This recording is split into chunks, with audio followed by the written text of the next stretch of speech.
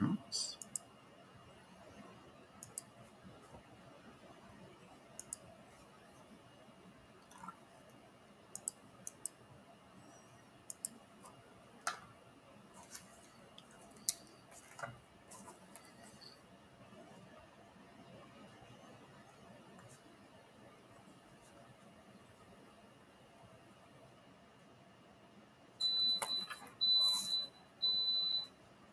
I'll get that after, okay?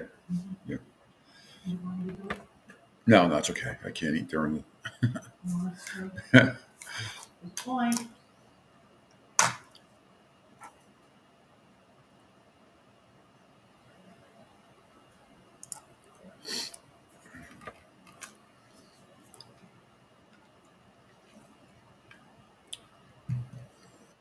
Mm-hmm. Yes.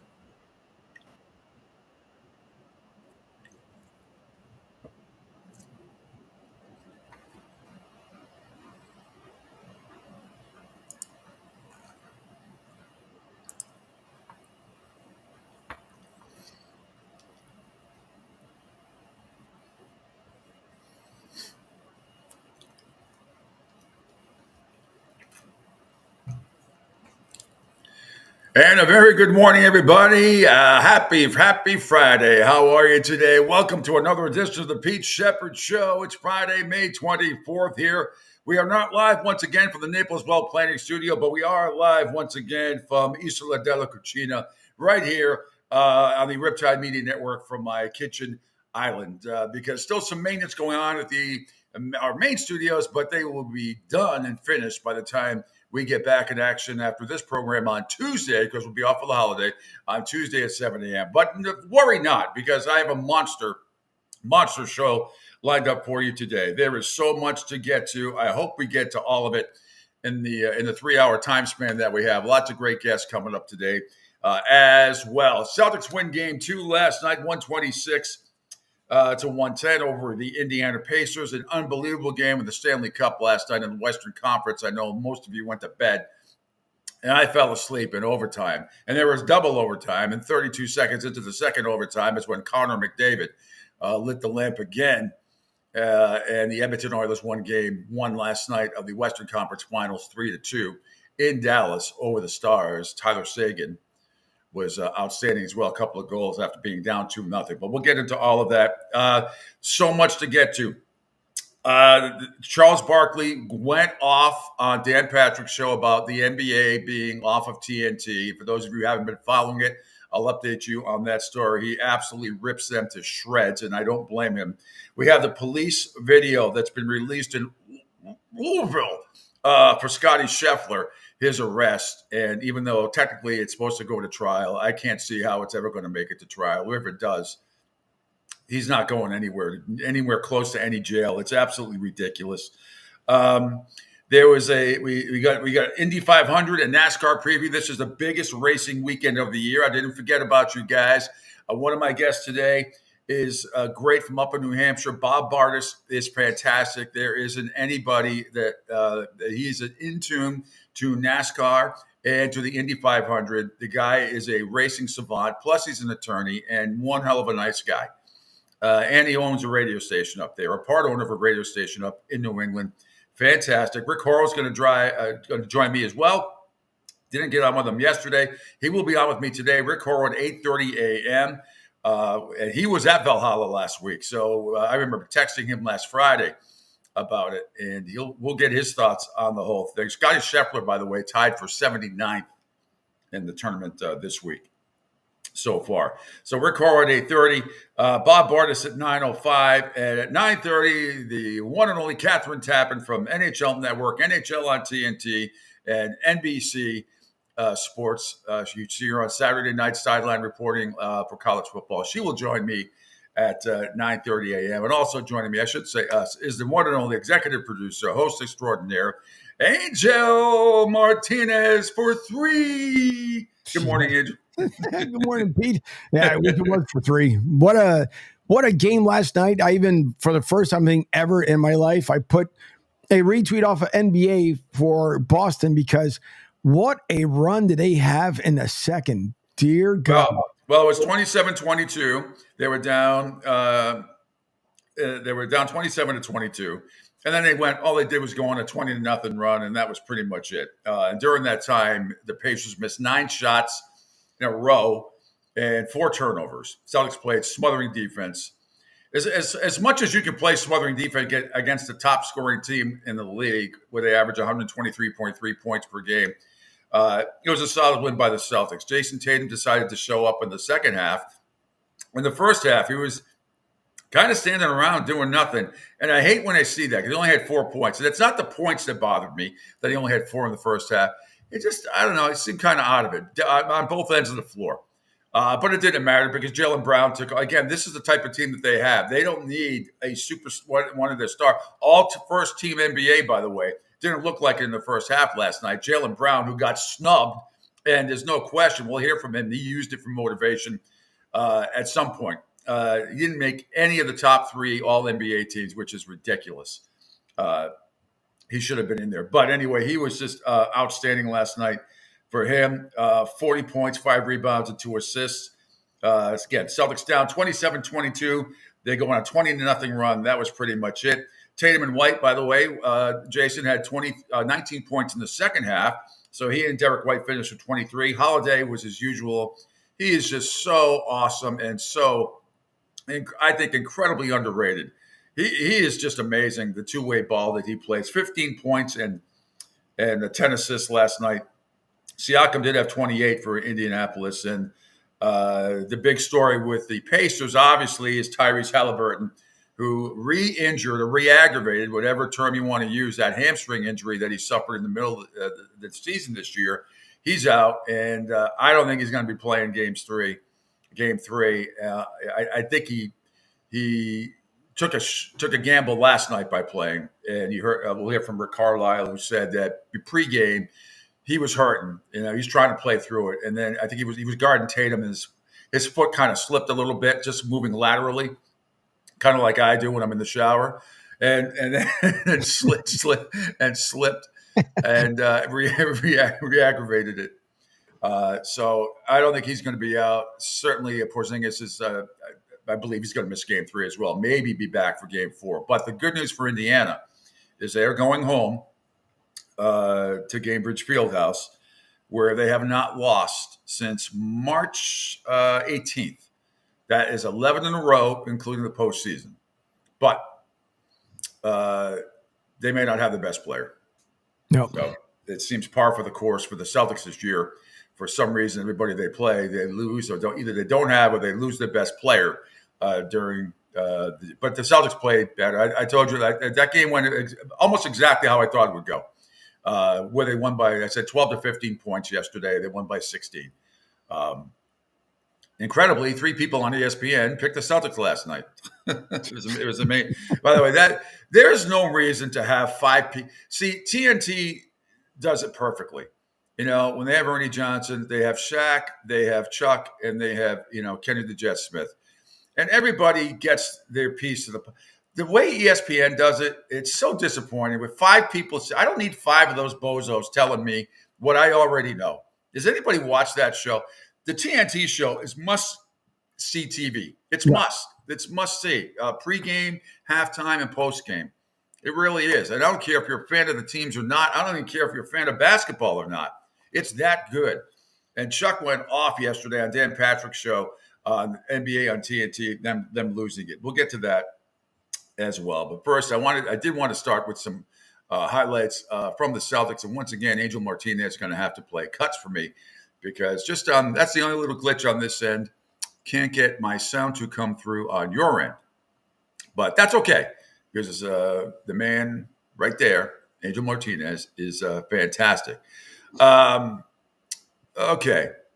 Let's start with, if we start with cut number 3, it's not a lot of play-by-play highlights. There is a lot of post-game comments that I want you to hear, because some of it is very interesting on both sides, from the Celtics and the Pacers. They go up 2-0. Angel, let's go to cut number 3. Jaylen Brown, that play-by-play cut. It's the dagger step back for 3. Pacers led by 2 after the first quarter. And then in the second quarter, Celtics scored the first 17 points of the period. Brown down, knocks it down. He's got 40. Yeah, he does. Thanks to ESPN, Mike Breen, 121-104. That made it at the time. 17-point lead for the Celtics, and they go on to win, as I said, 126-110. After the game, if we could scroll down, the next cut on the second page is Jaylen Brown postgame on being up 2 games in the series. This is from NBC Sports Boston. Jaylen, you had the big three-pointer in game 1, 40 points tonight. Just what's feeling good with your game right now in this series? It's whatever it takes. It's the playoffs, man. Whatever it takes to get a W on defense, on offense, that's what I'm going to do. When Jason is having a quiet scoring night like he was early, how does that affect your mindset?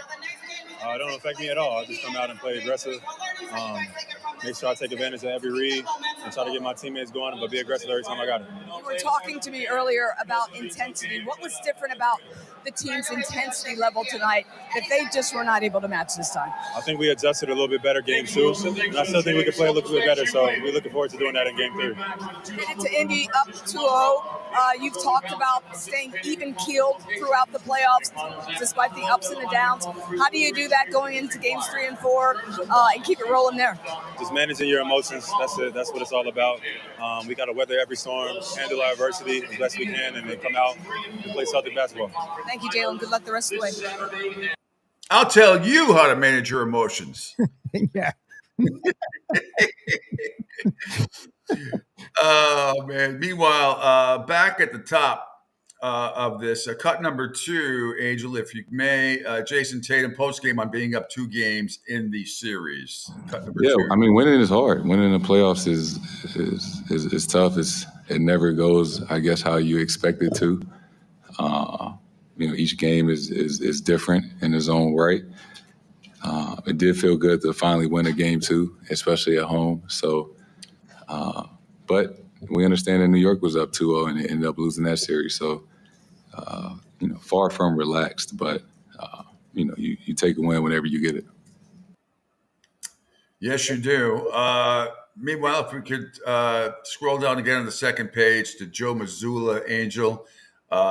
He talks post-game on going to a small ball lineup to change things up. This is also from... Yeah, I mean, it was a plan to just stay open-minded. I knew every game's going to be different, especially with these guys and their ability to just put pressure on you in different ways with their lineup. So it was a plan to get to something like that eventually. So we were kind of forced into it. But I thought it went well. I think I like the speed, I like the athleticism, I like the spacing that we have. So it presents strengths and some weaknesses that we have to be ready for. But I think the open-mindedness throughout the year to play different ways kind of prepares us for situations like this. No question. And, Joe Mazzulla has so developed as a coach, and a lot of it is because of people that surrounded him, including, Sam Cassell last night. He's probably not going to be there with the Celtics next year. He's going to get a head coaching job. He's that good. That guy eats, breathes, and sleeps basketball. And that is one of the best things that organization did, is put him as an assistant coach to Joe Mazzulla, because I think he's helped him a lot. Meanwhile, right under that cut, I haven't heard this yet, Angel. Celtics and Pacers exchanged words after a box out attempt. This is when the fourth quarter, when it was 104-89 Celtics. This is from ESPN. Basketball move. Scott Foster talking to 2 of the players. I don't know if they're going to give a double technical here. Sam Hauser upset. The Celtics security man is out on the floor. Jackson upset. A lot of talking after that whistle.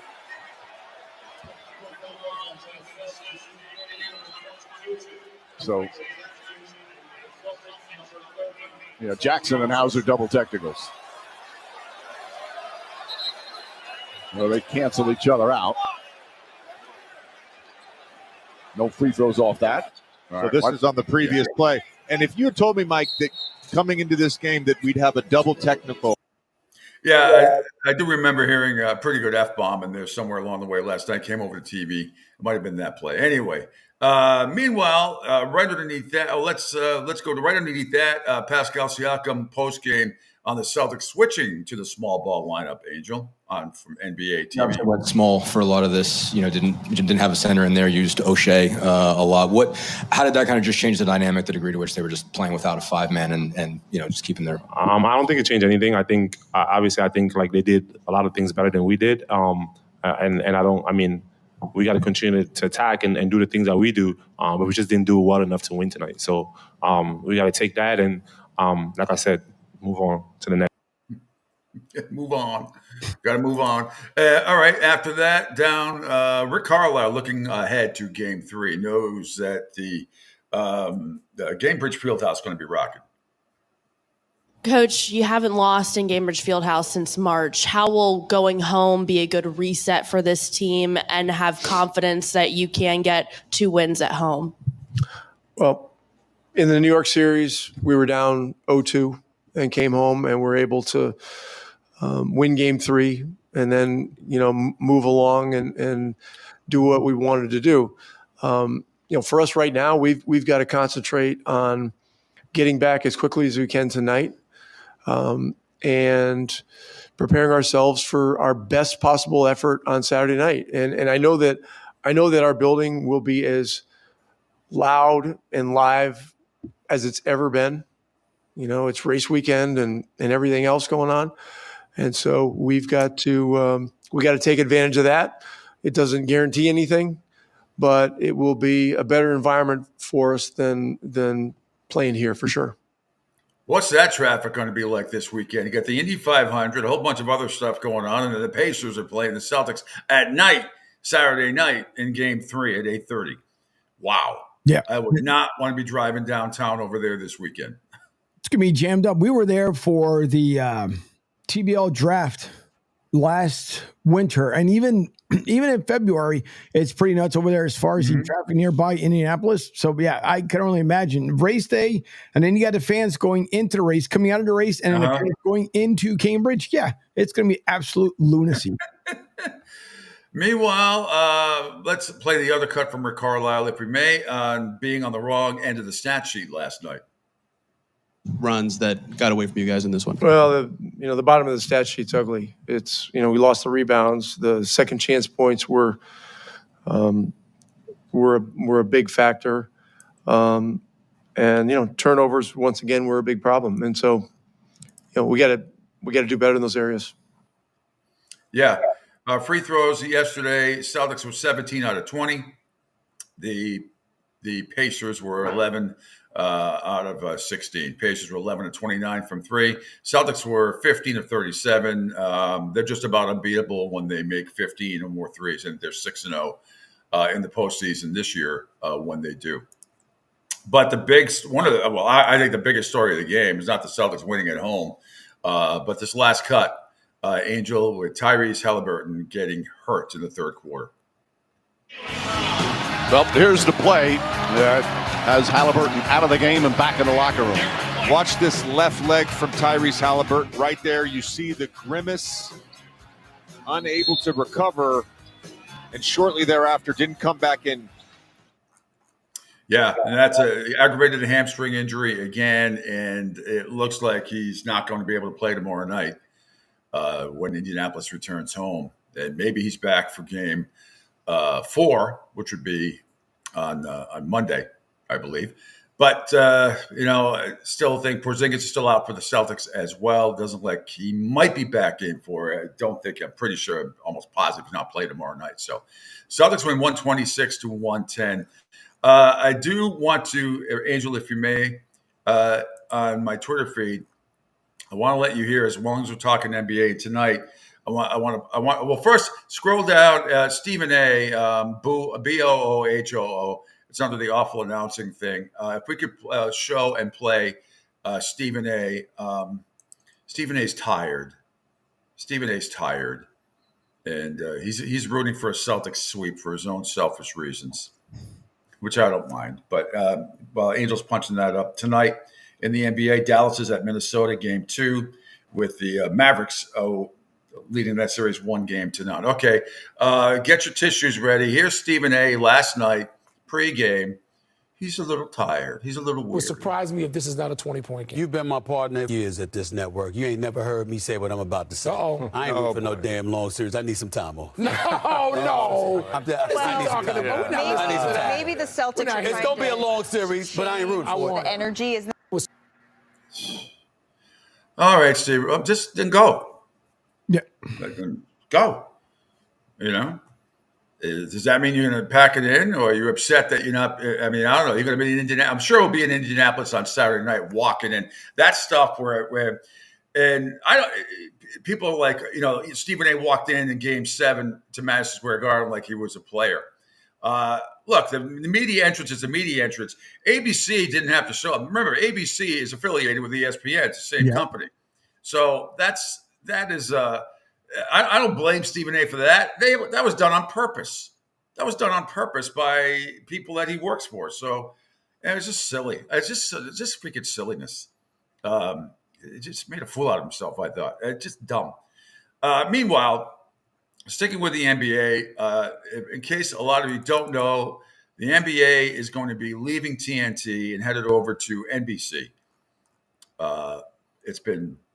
They thought earlier this week, we thought on Monday or Tuesday that TNT was trying to make a last-ditch effort to keep the NBA, but they have chosen to take up college football playoffs instead, not focusing on anything. But on Dan Patrick's show yesterday, if we could play this clip, Angel, here's part of it.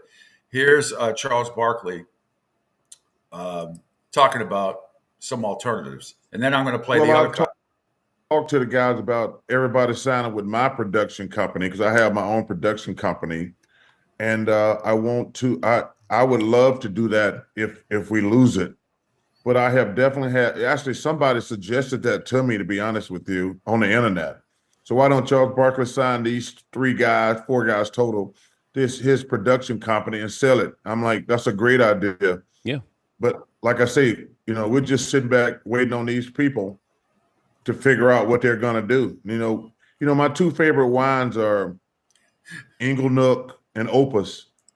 And these clowns I work for, they've turned us into Ripple and Boone's Farm and Thunderbird. Like, we got the best studio show. And it's so funny, we just won the best studio show, but these fools turned us from Ingle Nook and Opus into damn Boone's Farm and Ripple. It's crazy. He is not wrong. And Angel, I want to play it under the NFL sound that we have again from Total Sports Prep, which I'll get to their plug in a second. Underneath, after the NFL, the NFC stuff down the bottom, it says media. And if we could play Charles Barkley, this is I'm going to play a big chunk of this. I love him. I just love him. He just rips the shit out of TNT. It's under the NFL?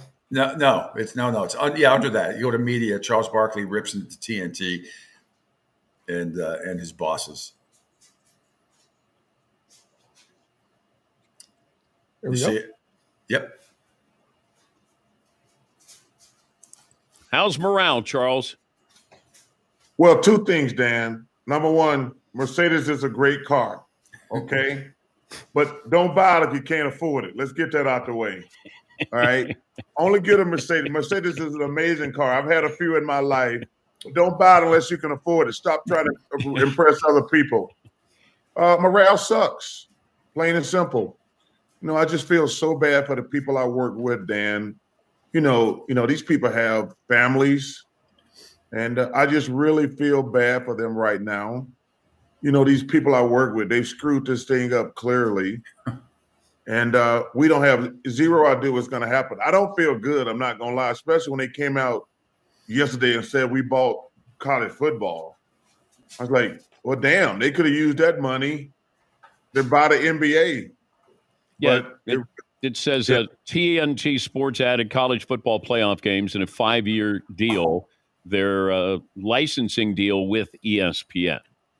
Maybe that's why they're buying this, because they don't, the money they were going to use on the NBA, they got to do something with. Yeah, that's the first thing came to my mind. We've never had college football, never been involved with college football. And I'm like, wait a minute, shouldn't we be spending every dime we got to keep the NBA? So morale sucks, to be honest with you, Dan. I was wondering about this. I don't know if you guys have talked about this, but you and Shaq and Kenny and Ernie, how about just form a production company and continue to do the Inside the NBA, hire the personnel, keep the personnel there, continue to do it in Atlanta, and then you're able to sell that to NBC or Amazon and say, here, you already got the best studio show ready to go, keep everybody in place, but you guys own your own production company. Well, I've talked to the guys about everybody signing with my production company because I have my own production company. Okay, we can cut it there, Angel. That's where that's a cut that we heard before, and he was outstanding. But and now I can't. I might have to refresh my screen again because I cannot. I see you down the bottom, but I don't see you. I'm going to refresh. Okay, Angel, real quick. Refresh. There should be almost like spearmint gum. There should be a anytime there's a refresh, got to bring that up as an advertisement. Refresh in 3, 2, 1. Okay, there we are. All goody good. Okay, so we'll get your reaction to that. By the way, 727-858-6650. Time for our first break of the day already. Thanks for checking in on the Pete Sheppard Show today. Huge show right here. Not from the Naples Well Planning Studio today, but we'll be back there on Tuesday. Still some maintenance going on over there. The phone number 727-858-6650. Follow me on the great Riptide Media Network video platform on Twitter, X at PShep326, on my Facebook and the Broad Street South Facebook and YouTube pages, Spotify, LinkedIn, Twitch, Brumble, and Sports Radio 102.9. The app is back up and going. We fixed that problem yesterday. Exec producer, host extraordinaire, Angel Martinez, doing a great job. Rick Horrow, guest today, sports business guru, and there is a lot to talk about. He's coming up at 8:30 this morning, and he was in Louisville last week in Valhalla when Sheppard got arrested. We're going to get his thoughts on that. At 9:05, Bob Bartis will join me. We're talking all things Indy 500. He will break it all down because I don't know jack squat about it, except they go take a left for a few hours. Other than that, I couldn't tell you. The guy, and I know the NASCAR people don't race in the Indy 500, correct? Or vice, whatever. It's going left for a long time. Bob Bartis will break it all down for you. And then Catherine Tappan from the NHL Network, NHL on TNT and NBC Sports, she will join us at 9:30 as well. It is the Pete Sheppard Show right here. It is Friday, May 24th. Back with your thoughts on TNT, losing the NBA. We got Stanley Cup highlights as well, NFL sound, and MLB rundown as well. And I'm going to play for you coming up. It arguably could be the worst call in the history of baseball. That is saying a lot. Wait till you see what happened at the end of the Baltimore White Sox game last night. You'll see it because we have the video. All part of the Pete Sheppard Show here on a Friday on the Riptide Media Network. Adopt US Kids presents What to Expect When You're Expecting. A teenager. Learning the lingo. Today I'm going to help parents translate teen slang. Now, when a teen says something is on fleek, it's exactly like saying, that's rad. It simply means that something is awesome or cool. Another one is totes. It's exactly like saying, totally, just shorter. As in, I totes love going to the mall with Becca. Another word you might hear is jelly. Jelly is a shorter, better way to say jealous. As in, Chloe, I am like so jelly of your unicorn phone case. You don't have to speak teen to be a perfect parent. Thousands of teens in foster care will think you're, rad, just the same. To learn more, visit adoptuskids.org. A public service announcement brought to you by the U.S. Department of Health and Human Services, Adopt U.S. Kids, and the Ad Council. This is the story of a very special woman. In a matter of seconds, she turned herself into a great mathematician or an entrepreneur. Her knowledge was limitless and still is. She could also make monsters disappear, especially those that lurked in the shadows under the bed. Once, this woman put back together a teenage girl's broken heart, which had been shattered in 1,000 pieces, just by giving her a bear hug. She masqueraded as a regular person at work, but as a superhero at home. Everyone knows her as Gabriella. I still call her Mom. Your hero needs you now, and AARP is here to help. Find the care guides you need to help, complete with tips and resources at aarp.org/caregiving. A public service announcement brought to you by AARP and the Ad Council. Hey, Dad, your prescription will be ready in just a minute. Hey, Dad, your laundry will be ready in just a minute. Dad, your lunch will be ready in just a minute. Hey, honey, why don't you take a minute? When you help care for a loved one, you give them as much time as you can, making sure they're safe and comfortable. But it's just as important that you take some time for yourself. At AARP, we can help with information and useful tips on how you can maintain a healthy life balance, care for your own physical and mental well-being, and manage the challenges of caring for a loved one. Because the better care you take of yourself, the better care you can provide for your loved one. Thanks, Dad. Thank you. You're there for them. We're here for you. Find free care guides to support you and your loved one at aarp.org/caregiving. That's aarp.org/caregiving. A public service announcement brought to you by AARP and the Ad Council.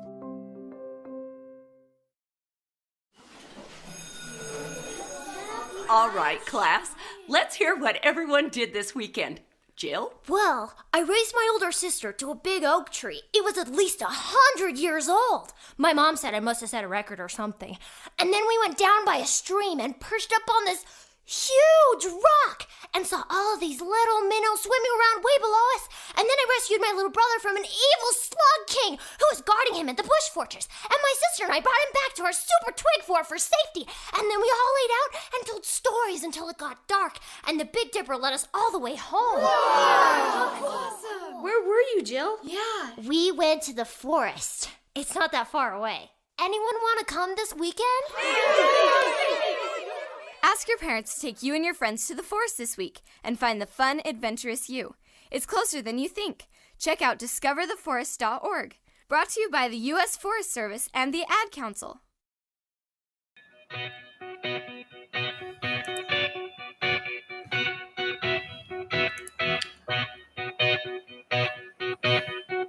Oh, all right. I thought we were going to.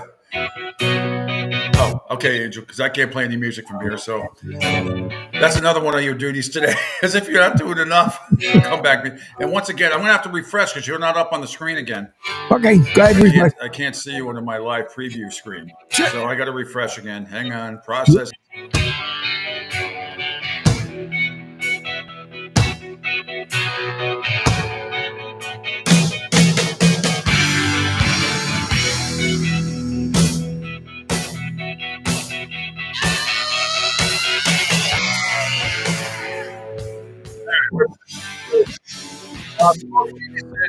Good morning, gents, from the voice of the.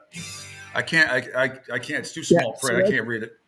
That's Dylan. He says, Angel P, good morning, gents, from the voice of the Leesburg Lightning. He is doing an internship this summer, with a MLB minor league team out from Leesburg, Florida. So that's great. Yeah. Congratulations. That's awesome. That's awesome. I almost took a job like that way back in the day for the Pittsfield Mets. You know where Pittsfield is. You grew up in Western Mass. Yep. It would have paid, this was back, 1987 or 88. Paid $9,000 a year. $9,000, but they did pay for your hotel expenses, and that's the real bus leagues is single A ball for the most part. You're riding the bus, so for $9,000 a year, I turned it down. I turned it down. But my buddy Don Orsillo ended up. I think he worked for them for a while before he came to the Red Sox on Ness, and now he's out doing the San Diego Padres. But great guy. Speaking of, so this weekend, first of all, never forget those who served at his Memorial Day weekend, regardless of what his jackass government says, because they're just beyond stupid. Mm-hmm.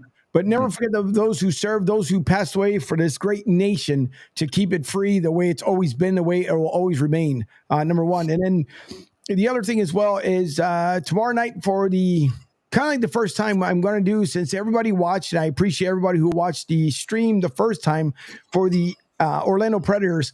Tomorrow night, it'll be the dual combination, which is going to be the super challenge, as I will say the gameplay in English followed by Spanish. So talk about fumbling over your words. You're going to hear the best version of Spanglish ever tomorrow night. That is at 7 p.m. That's awesome. And thank you for your past service as well. People may not know that you were in the Army for quite some time, right? 9 years, 9 beloved 9 years. 9 years. That's awesome. All right, now I got the comments up because stupid me, I didn't click over comment. Now I can see them. I don't need to see the scroll at the bottom. Spalding says, Jake DeGrom, D. Gordon, Jonathan Lucroy, and other big names played in the collegiately. Yeah, sounds good. That's congratulations, Dylan. Great job there. All right, if we could scroll down on my Twitter page, Angel, and we can play the video. I'm not sure there's any sound, but I want everybody to see it because no footage was found, as most of you know, in the initial interaction between Scheffler and the arresting officer, Detective Brian Gillis, from last week outside of Valhalla in Louisville. Mayor Craig Greenberg and the LMPD police chief, Jacqueline Gwynn Villeros, stated that yesterday. But we do have the video of, and you can just judge for yourself if you want to play that, Angel. Whenever you're ready. Yep. Go ahead. Cool. I can't see it on my end. No, it'll probably end up popping through. But Okay. there's no audio, so don't expect any audio. Yeah. There's no audio. Yep. But hopefully it'll put. I'll leave it looped here for a second just so you can hopefully catch it on your end. Yes, it hasn't come through on my end yet. So. It's crazy to think though, and I'll wait a couple more seconds here to see if you'll be able to see it. But for those who are watching it, there's nothing in there from where that police officer had said that he was dragged, because it didn't. You could see Scheffler's car turning from two of the buses that were obviously pulled over onto the side, and the one I think was a forensic bus. But even as you make the turn, you see the cop running over to Scheffler, but you don't see him being dragged. And then the same way he's being now, he's being disciplined for not activating his body cam, which it's mandatory now. That's the reason why they did it, is to protect not only the police officers, but also to protect the civilians as well. But at no given point in time, you never see the cop being dragged. Yeah, there's a better angle on golf.com on Twitter, and I'm punching it up right now. It's got a much clearer. As soon as I find it, I will. We can play that, because it's much better than the video that's there. So they kept thinking there weren't a lot of these videos out there, or some of this was not out there. But you said it's on golf.com? One. Okay, Angel. I just retweeted 2 posts from golf.com. Let's run the second one. I still can't see the other one that you did. I got to refresh my screen again, because something's wrong. Okay. So I got to see. Off he goes to refresh. All right. So this, as Pete is coming back.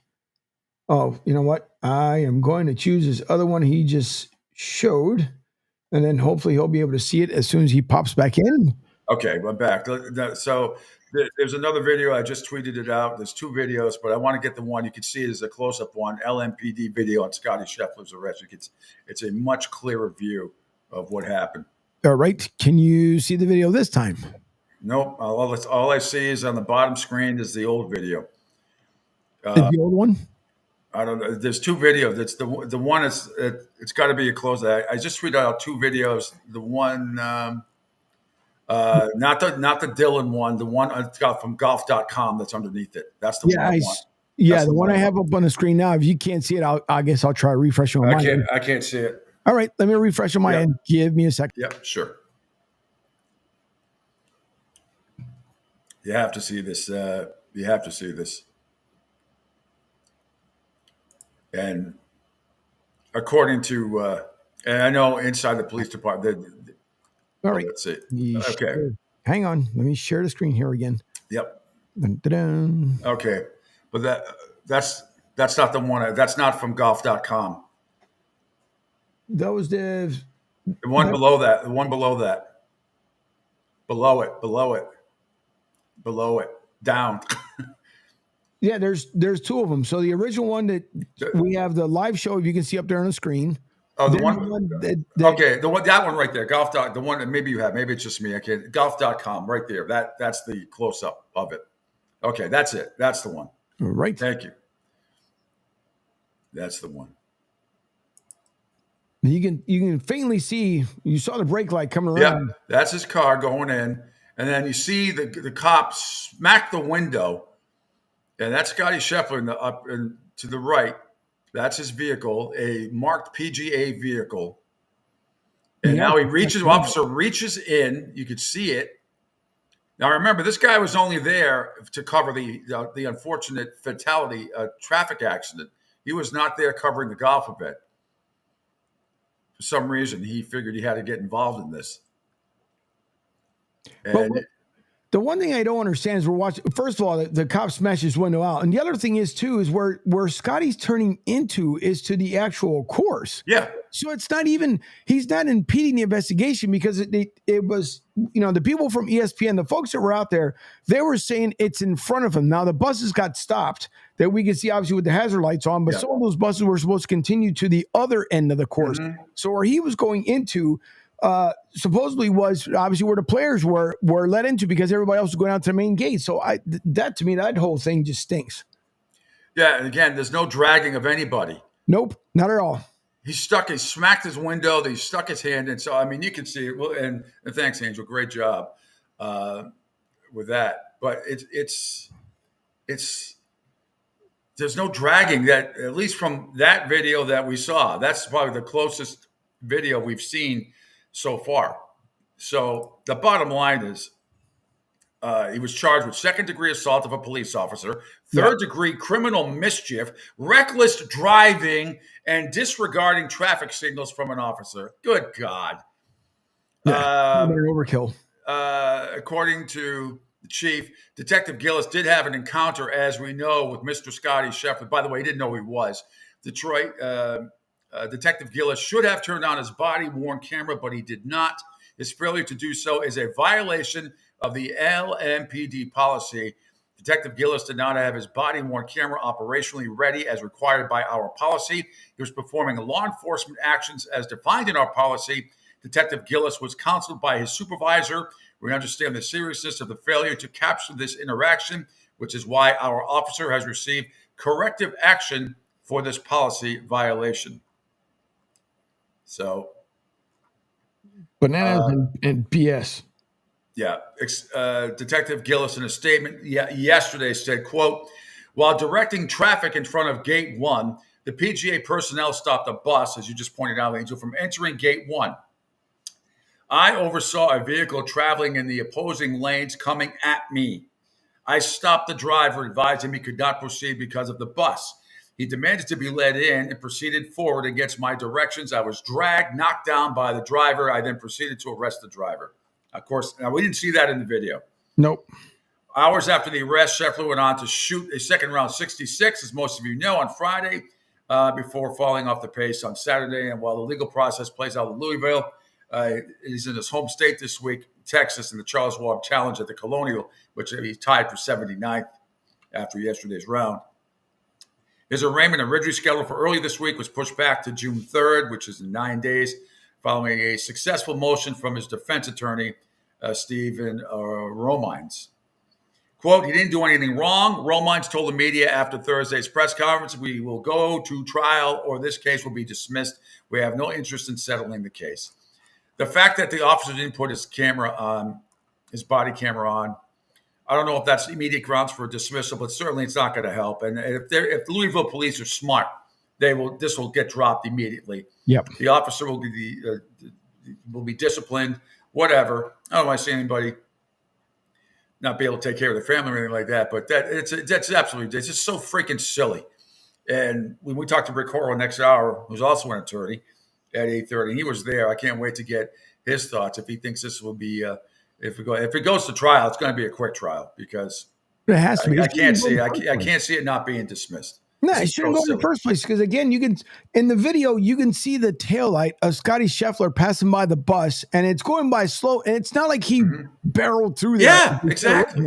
Because that was the whole thing. They were like, "Oh, he barreled through the stop." No, he didn't. He's I would say at max maybe 10 miles an hour, if that.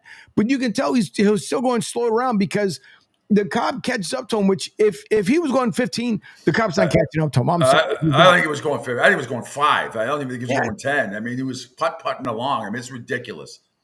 It's absolutely ridiculous. Now that I've seen everything, this case has got to get dropped. It's got to get dropped. All right, Angela, for me, and another NBA news too. Cavs fire coach JB Bickerstaff. I mean, again, what's the guy supposed to do? All that guy has done with the Cleveland Cavaliers is the team's gotten better and better each of the 3 years he's been there.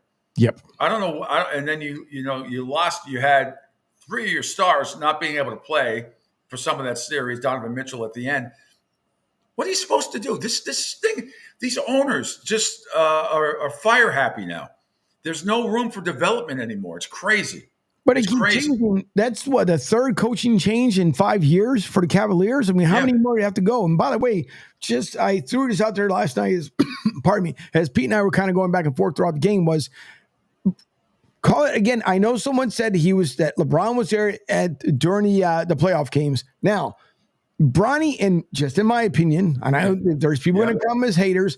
In my opinion, Bronny's not going to get a big deal because he's not, to a lot of folks, he's not NBA ready. But coincidentally, as he talked about JJ Redick going to LA, what's not to say LeBron decides to go back to Cleveland, gets Bronny kind of a max deal from what he possibly can, and brings JJ Redick to Cleveland so that Bronny can now take over the legendary status of his dad in Cleveland.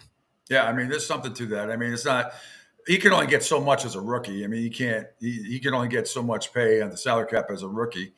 But Bronny can get – I mean, LeBron, I mean, he's still going to turn down $51 million from the Lakers this year. I don't know. He may do the same thing, Angel, just with the Lakers. Just JJ Redick is going to be – I believe is going to be the next head coach of the Lakers. And he was doing the game last night on ESPN with Breen and Doris.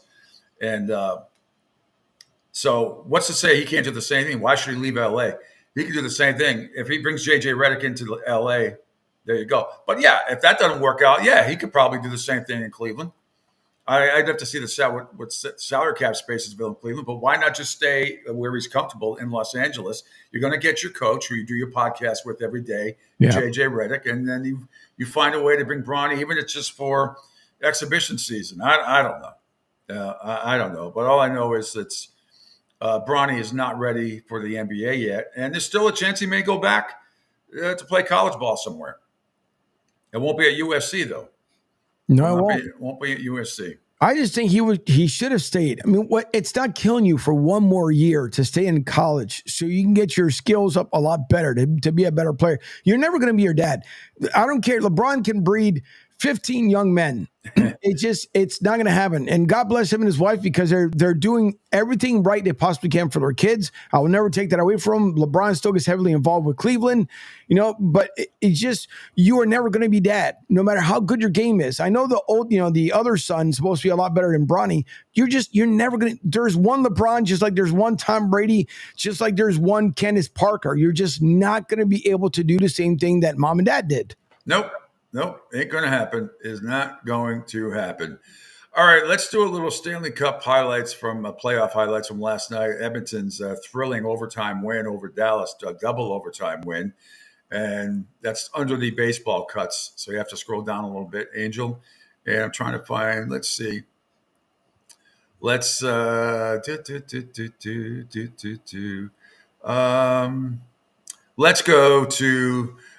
go to cut number. It's a second cut down. Tyler Seguin gets his second goal of the night. This is courtesy of TNT. They were down 2-0. The Stars were. Up the board, shot by Petrovic.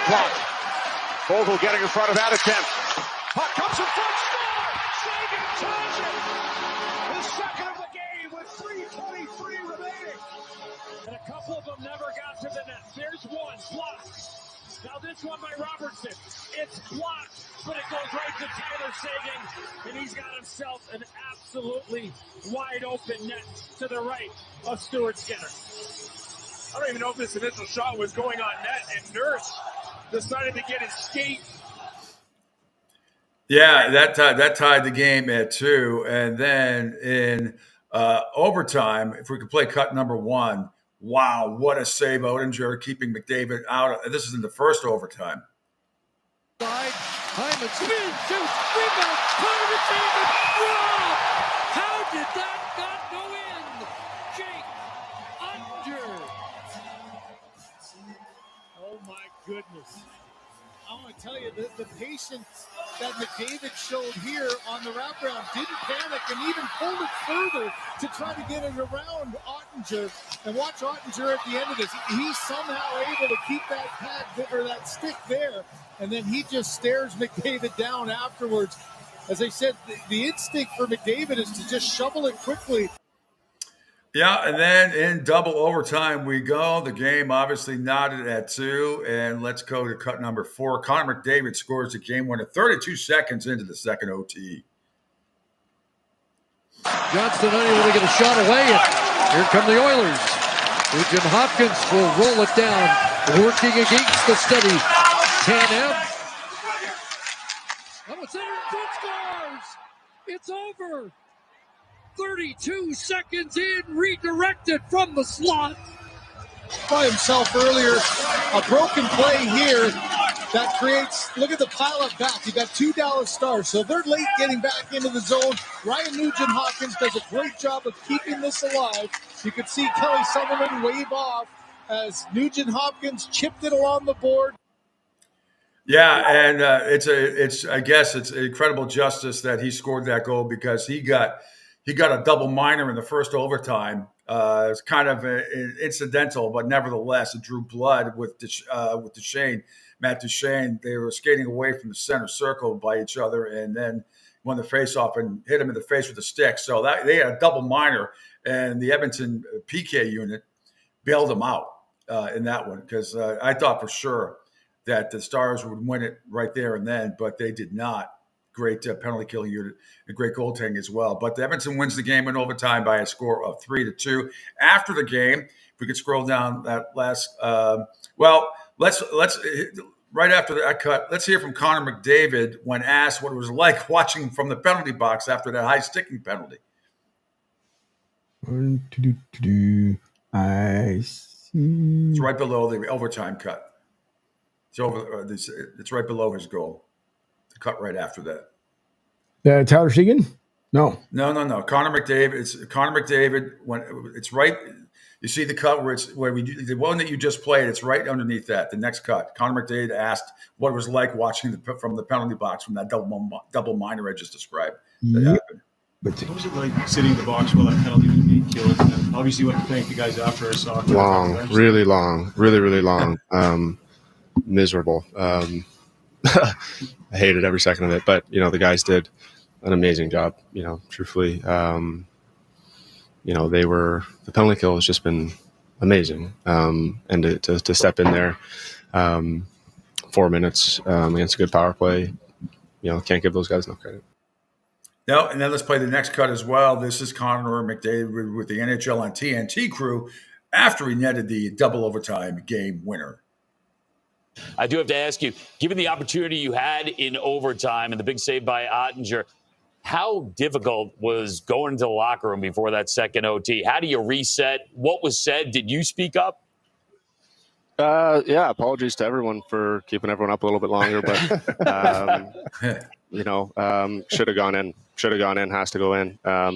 He's a good goalie, and he scrambles to make a good play, but it has to go in. So, Connor, it's Ace. Congratulations. I want to talk about your line mate, Zach, a.k.a. Shaq Hyman. What makes him the perfect fit to play alongside yourself? Well, he gets in on the forecheck hard. He gets pucks back, goes to the net hard, keeps pucks alive, and that's a lot of things that I don't do. So, we're a good pair, and with Nuge, Nuge is just such a good player. He could play with anybody, play in any role. Touches all aspects of our game. So, pretty lucky to play with those two. Connor, Biz here. I was just going to talk about your thoughts from a team perspective in the locker room going into overtime. I thought you guys played an incredible third period. You guys should have closed that out. They get the late one, and then you guys are so resilient to come out killing off that PK. But what is being said in the locker room about your full body of work after 60 minutes and where your guys' game was? Yeah, we felt like we played really well. We thought we did a lot of really good things. We thought we had good looks. We defended well. And I thought they got, credit to them. They're a good team. They throw pucks there and they got a bounce, to tie the game. But we knew if we stuck with it, we had a chance. And I thought we were getting the better looks throughout overtime. The Kill did an amazing job. I mean, I can't say enough good things about them. It's a big kill in overtime, tough to do, and gave us a chance to go get one. Connor, Hank here. Congrats on the win. I'm just curious, you play a lot of minutes, a lot of intense hockey here. How do you manage, like in practice right now, this time of the year? Can you talk to that? Do you go hard? Or is it more recovery days for you to stay sharp? Yeah, the coaching staff does a good job of giving us the days off when we need them. With that being said, I like to practice. I like to, flush the legs and stuff like that. So, you know what? I'm in good shape. I skate well. The minutes are, it's not tough to get up for these games either. Everybody's playing lots of minutes, tough minutes. These are easy games to get up for, though. All right, and the key there is the penalty killing unit as well. This was a game of inches. Most sports this was a game of inches. Both sides hit multiple posts in this game. Could have been over, but here's a stat for you. Here's a stat for the Edmonton Oilers. They have now killed 20 consecutive penalties over 5 games. They're the best in the league this postseason. 37 out of 40. That's 92.5%. And this year they ranked in the middle of the pack as far as that goes. But that is obvious. That's a big reason why they won last night. Meanwhile, if it gets next cut down, Stuart Skinner, the goaltender for the Edmonton Oilers, talked about what he's going to do after the double overtime win last night, early this morning. All right, yeah, Stuart Skinner was just saying he could fall asleep at any moment here. So how are you still standing, and what are you thinking right now? Yeah, I mean, that was just a hard-fought battle. Both teams, double overtime. But that's what the playoffs is all about. But yeah, time to rejuvenate, get some electrolytes. I'll probably drink a couple liters of water and get back at it tomorrow. Yeah, there were a couple close looks there in the first overtime. What was said between overtimes 1 and 2 that maybe helped lead to such a quick winner by Connor? Yeah, I think just a big thing for us, just kind of calming down.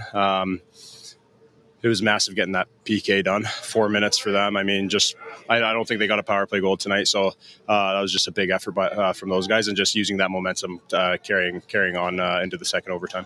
For yourself, the way Game 7 ends against Vancouver and taking it into Game 1 of a conference final, what did this night mean to you?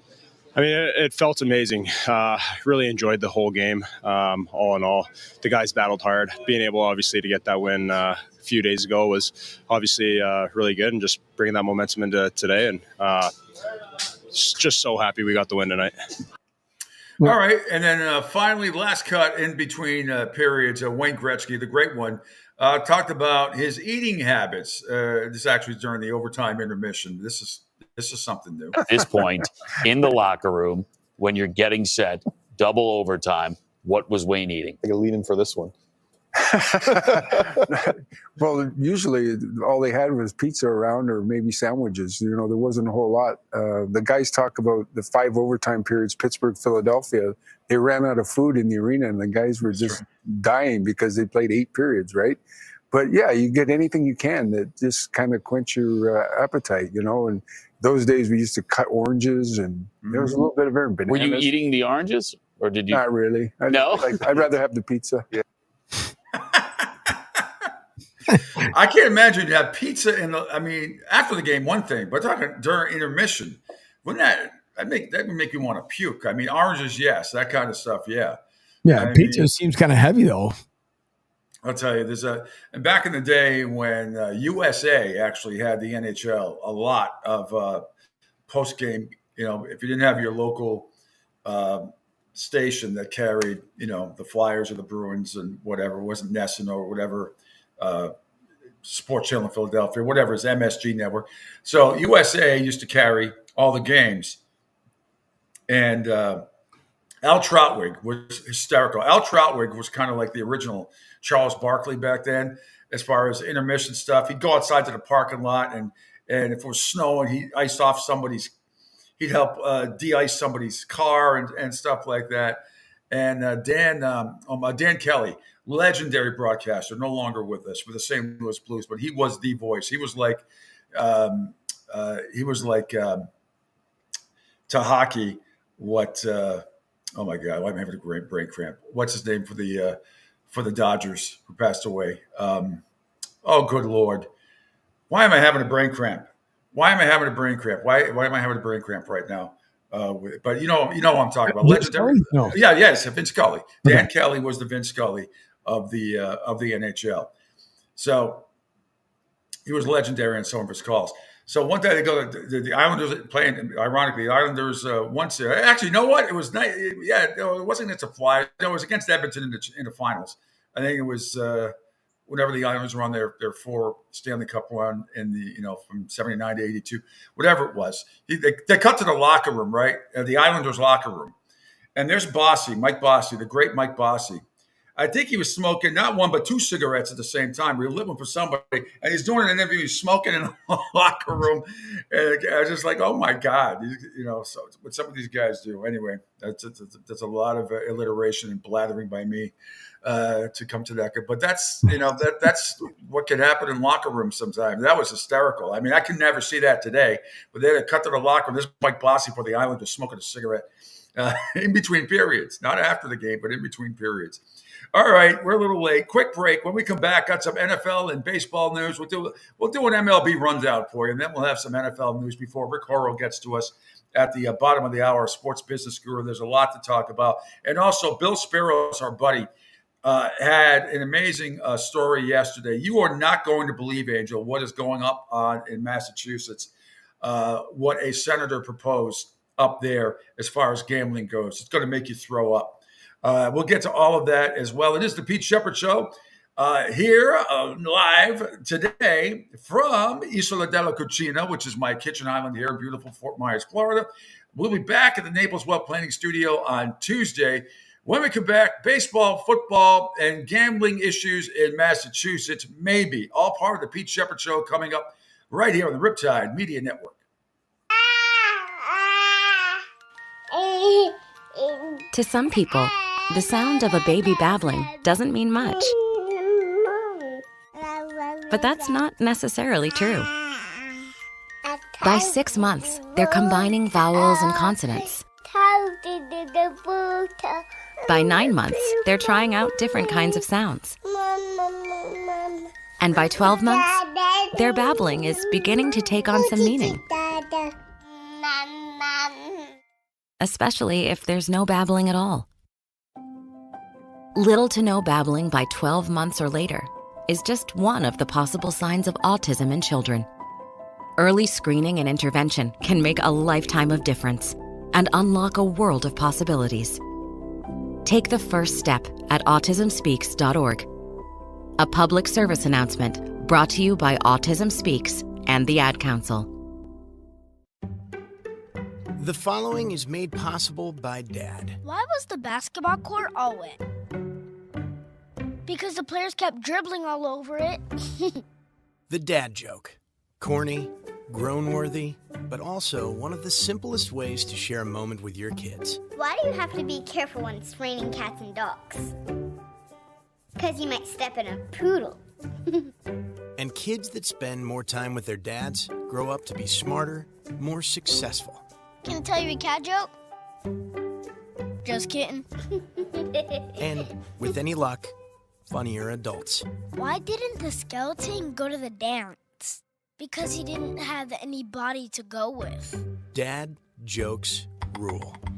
So take a moment to make a moment and give your kid a laugh. It's as easy as going to fatherhood.gov. Brought to you by the U.S. Department of Health and Human Services and the Ad Council. That's really funny. Okay, men, this is your time. Maybe you didn't choose this, but you're here now. You're gonna go out there and be an all-star caregiver. It's up to you. So what are you gonna do? You're gonna go grocery shopping, cook, clean, be there emotionally and physically. You gotta dig deeper. Drive them to physical therapy, doctor's appointments. Don't you forget about the pharmacy. I know you won't. Because that's what caregivers do. Don't give up. Don't ever give up. This is your time to show the world, your family, and yourself that you're tougher than tough. Now go out there and be the best caregiver this world has ever seen. Caregiving is tougher than tough. Find the care guides you need at aarp.org/caregiving. A public service announcement brought to you by AARP and the Ad Council. Hi, I'm Danica Patrick and proud aunt. Watching my nieces grow, play, and learn is amazing. But not every child gets to be carefree. 1 in 6 kids in the U.S. are hungry. 1 in 6. That little girl sitting alone at the playground, she can't play like the other kids. She doesn't have the energy because she's hungry. School lunch will be her only meal today. It breaks my heart that this is the reality in our country, but it's something that Feeding America is working to change. Each year, the Feeding America network of food banks rescues billions of pounds of good food that would have gone to waste. This food is then provided to families and children in need. Being a kid should be about using your imagination, learning, and having fun. These children shouldn't have to miss out on simply being a kid because they're hungry. To find out how you can help end childhood hunger in your community, visit feedingamerica.org. Brought to you by Feeding America and the Ad Council.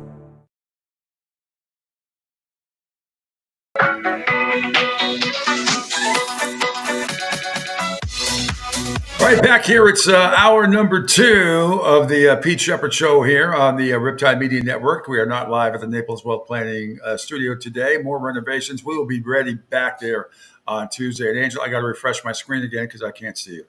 Right. Hang on. Hang on, folks. Stand by. Cue up the music.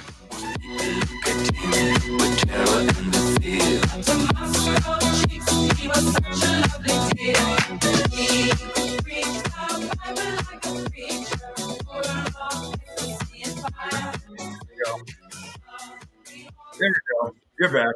Now I can see you again. There he is, happy and handsome in his Philly gear. As always. By the way, they won again yesterday. What else is new? Sure did. All right, let's do.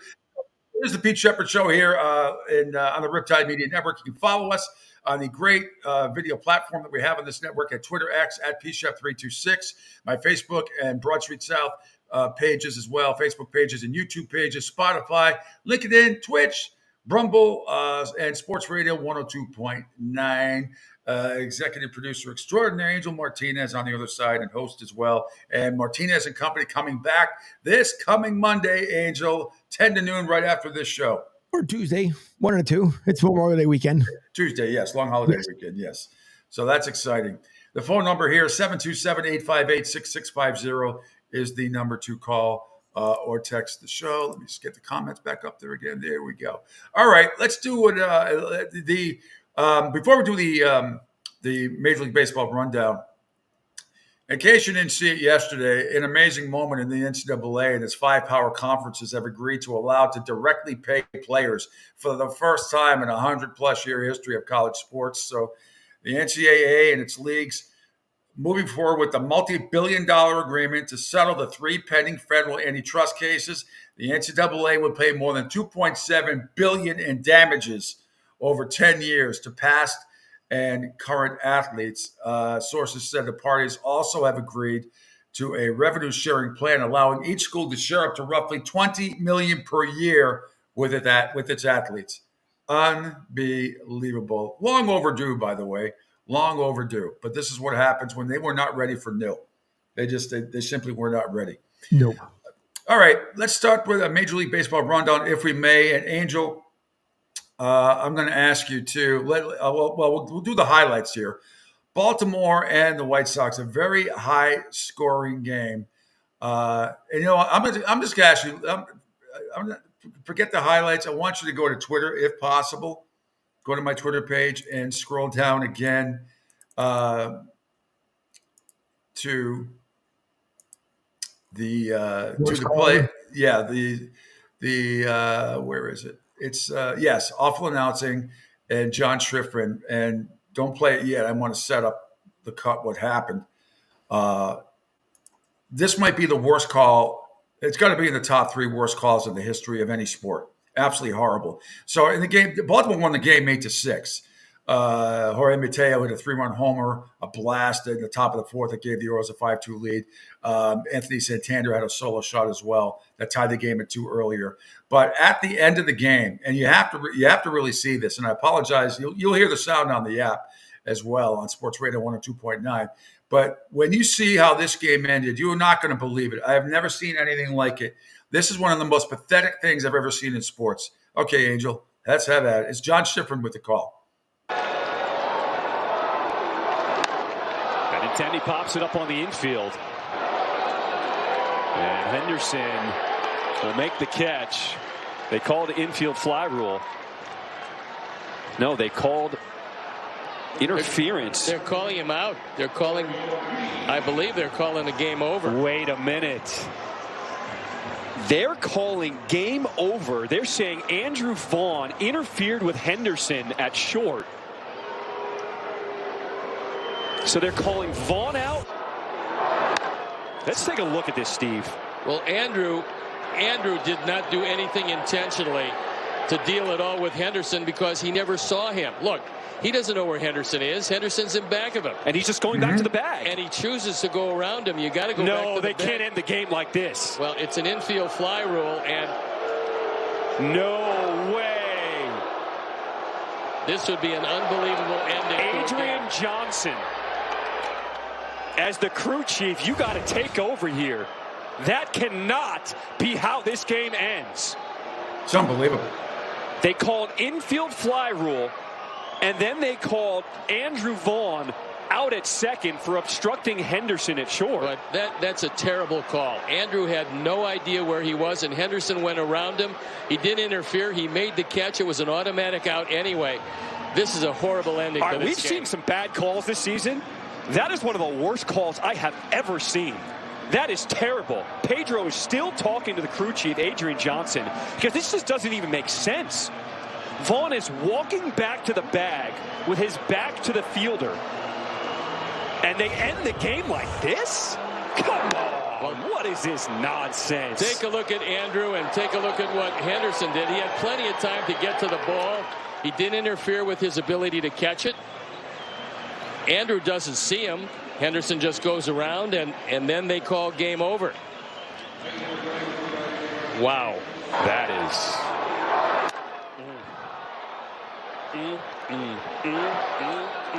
Well, first of all, you're assuming that Andrew Vaughn can both look at the pop-up and then look behind him to see where he is to end the game like that. It's impossible to do that if you're a base runner.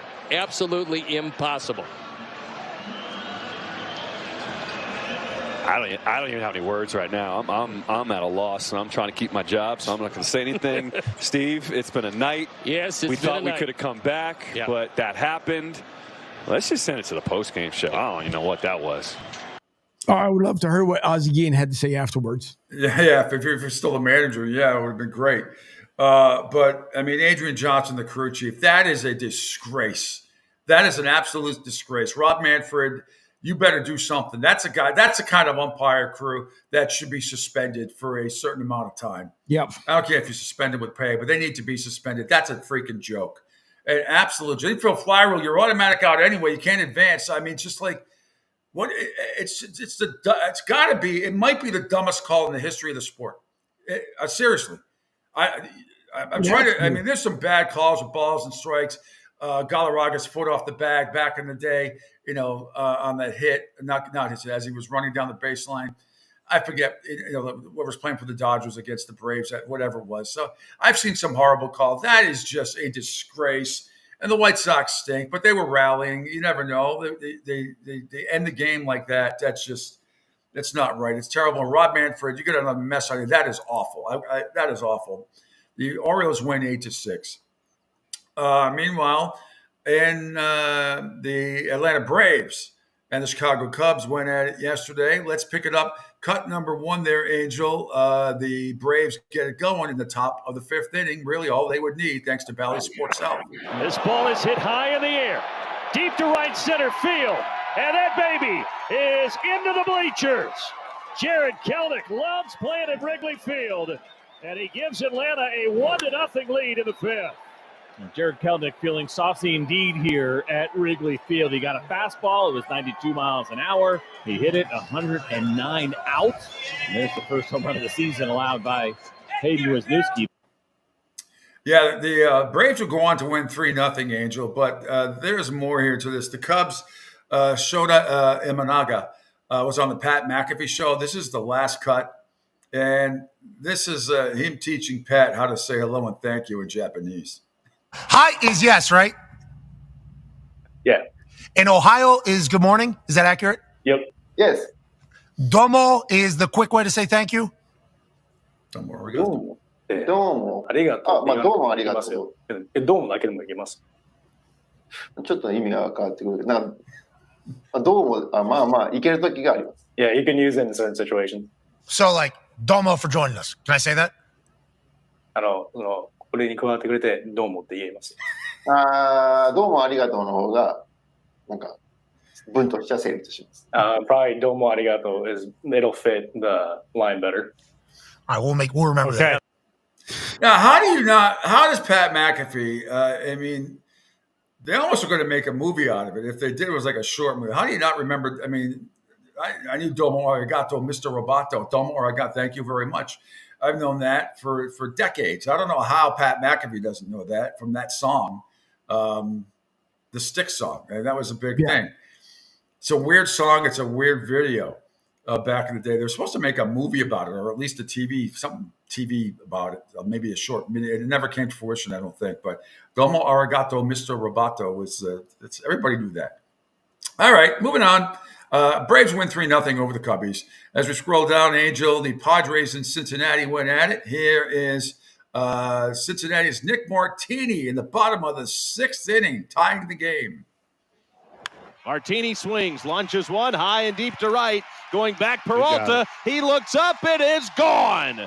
Nick Martini ties it up. A 2-run blast out of here to right, and we're even at 4. Boy, that is a big swing of the bat for Nick Martini. Welcome back to the big leagues. All right, then we move on to extra innings. Top of the 10th inning, Fernando Tatis Jr. puts the Padres ahead. First and third. And Fernando standing in. 2-2 is ripped fair down the left field line to the corner. From third comes Campusano. Arises headed for third. He'll be stopped there on the RBI double for Fernando. The Padres take the lead in the 10th. First hit of the day comes at a great time for the Padres for Fernando. This ball is ripped to the pull side. Had a good sound to it. Everybody's off and running. Yep, final score, the Padres win 6-4 in 10 innings. Yankees and Seattle went at it as well. Bottom of the 2nd, Giancarlo Stanton gets it going for the Bombers. High drive, center field. Rodriguez back. He's on the track. He's at the wall. See ya! Into Monument Park. A long home run for Stanton. 1-0 Yanks. Next to the Yes Network there. Don't need to play Aaron Judge. He hit a big bomb as well. Yankees beat blank Seattle 5-0. Toronto beat Detroit by a score of 9-1 there. San Fran and Pittsburgh went at it yesterday again. Remember the Pirates blew a 5-0 lead 2 days ago, and they blew another lead. They're up 5-1 in the bottom of the 4th inning after Joey Bat hits a granny. That's cut number 3, Angel. Maybe a couple. Bart hammers one out to center field, and this is gone. A grand slam home run off the batter's eye in dead center field.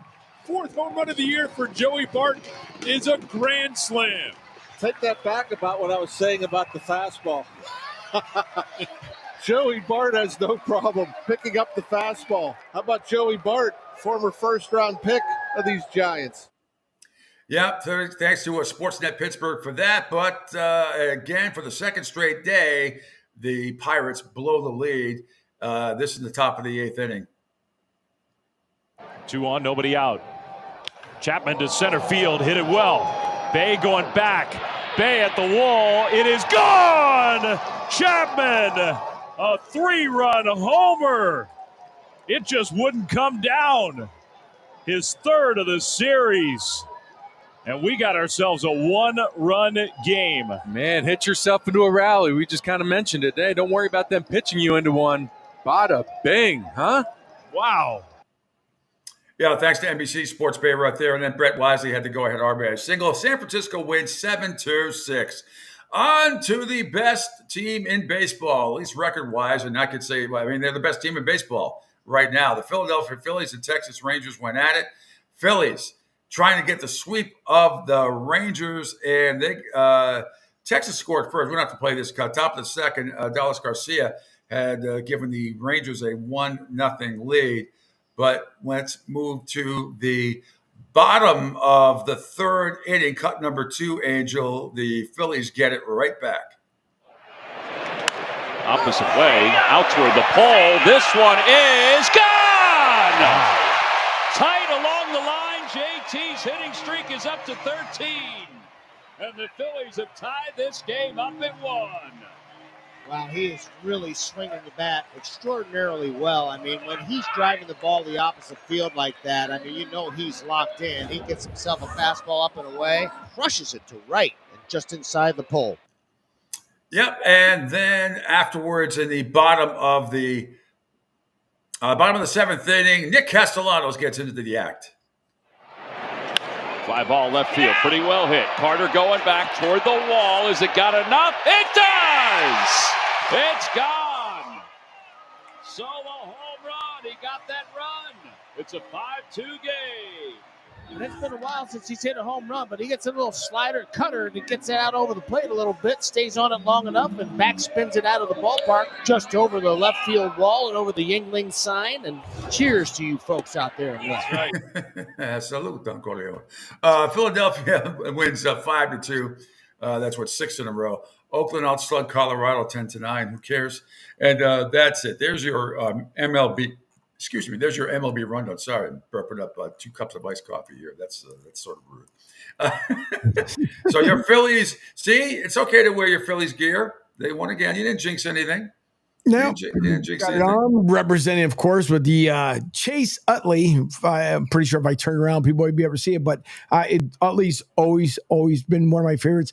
I mean, in 2008, you go back to Jimmy Rollins and everybody else. It's just that team is unforgettable. By the way, Pittsburgh, you're welcome for your closer that used to be a Philly who was absolute garbage, and now you got to have to deal with it. You're welcome.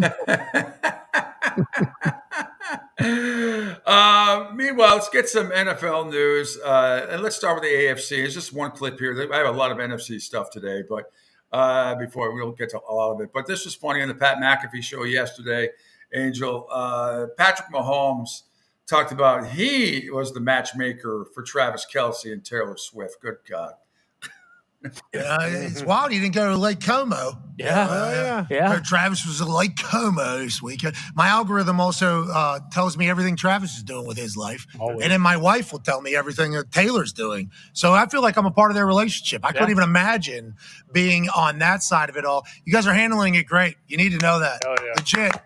Legit. Just come Appreciate it. I appreciate it, man. We enjoy it. It's been a fun run. I like to take some of the credit. I was the one who invited Travis to the first Taylor concert when the friendship bracelet he was sitting in my suite, so I feel like I was the matchmaker. I had some input in there as well. I was like, dude, just go for it. Just go for it. And you know, Travis, man, he does it, and he's a great dude, and I'm glad that it's all worked out for the best. Potentially going to be the greatest football player of all time, greatest matchmaker of all time, maybe. Unbelievable. I mean, there's a chance that this guy's greatest sport coffee investor in the history of business. I mean, the accolades go on and on. Yes, they do. Funny stuff. Just can't get enough. And there were the rumors. People were saying that the NFL was affected schedule-wise because of Taylor Swift's concert tour, but it turns out that's not the case. No. Thank God for that. All right, scrolling down, Angel, to the NFC, and we'll get a couple of these cuts. I want to get more entertaining ones. Let's scroll down to Dan Campbell, Angel, talks about whether this year is Super Bowl or bust. Dan Campbell, head coach of the Detroit Lions. I don't see bust. I don't see bust. Hang on. I see Super Bowl bust. For some reason, decided double play. So it's, here's what I know, man. We all know what I know, man. We all know what team ought to have. Every team ought to be like, man, what are you playing? So we're no different than that. But I think, we know that now. We work backwards from there. And so you got to set yourself up no different than last year. Certain things you got to do to really make that valid, make that a reality. So, and so that's, ultimately that's what we want to do. Now to do that, you better win the division. You got to give yourself the best odds you can, right? You need to win the division. You need the best seeding you possibly do. Okay, well, how do you do that? Well, you got to start with where we're at now. You got to go back to work. You got to do all the little things, which to this point our guys have done, man. They've been here for off season. They're grinding. They're working. We're in good shape. We're strong. We're physical. We're explosive. And we're just in the beginning of this. All right, and then one more cut, Angel, before break. Right above that, Dallas's Dak Prescott. I know we played some of this yesterday, but him saying, Angel and company, that he doesn't play for money. I know my business will take care of itself, and so been in it before, experienced, and just controlling what I can right now. Why have you been able to be so patient when it comes to the business? I don't play for money. Never have, never cared for it, to be honest with you. Would give it up just to play this game. So so I allow that to the business people to say what it's worth, what they're supposed to give a quarterback of my play, a person of my play, leader of my play, I guess you can say. And me, it's about, as I said, control. I can control and handle that part, and the rest will take care of itself. Okay. Yeah. All right. Then why did it take you 2 years to negotiate your last deal? And I don't blame him. I mean, he's got the highest QBR, 72 point something last year. But, this is why I think Dallas is going to take a step back this year. Between him and CeeDee Lamb and what's his name, it's the balance isn't there. You cannot pay a whole bunch of superstars in the NFL everything. You just can't. And they're handcuffed a little bit here. So we'll see what happens. And the people that say the cap is crap, that's just a laziness on their part. They don't understand it. And it is very difficult. It's difficult to understand, by the way. But the Cowboys have put themselves into this situation. And I still think that's Philly's division to win. All right, let's take a quick break here because sports business guru Rick Horrow is coming up next. Hang on. Gas Pump Guy's got a couple this morning. Okay. Good morning, fellas. Just able to listen. Was in a PM meeting this morning. Guys, Patrick Mahomes is a good player, but why is everybody always on his nuts? I don't say that on the radio, which we already said, but everybody just wants to kick his butt so much and Travis Kelce's butt so much. They're good football players. That's good, but the greatest of all time, let's cut that out. And then, sorry for the rant, I just really don't like Kansas City Chiefs or Patrick Mahomes or Travis Kelce. And he also thinks the Cowboys are just delaying. I don't think they want to sign Dak back again. I think they're over him, and I think they're going to put in a change to do something different. Yeah, well, we'll see. It's going to be really, really interesting what happens in Dallas this year, even before the season starts. All right, quick break here. It's the Pete Sheppard Show. Rick Horrow coming up next, our sports business guru. This is the Pete Sheppard Show on the Riptide Media Network.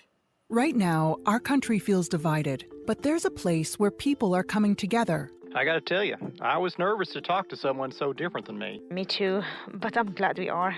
Love Has No Labels and One Small Step are helping people with different political views, beliefs, and life experiences come together through conversation, and it feels good. Wow, your story is so... Interesting? Yeah.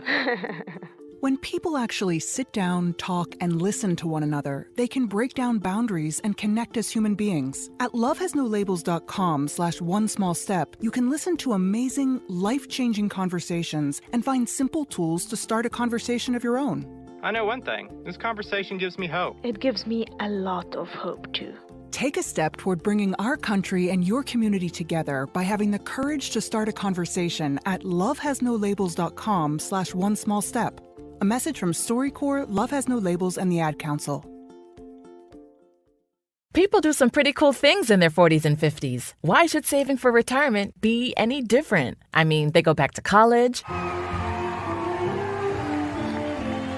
learn new instruments,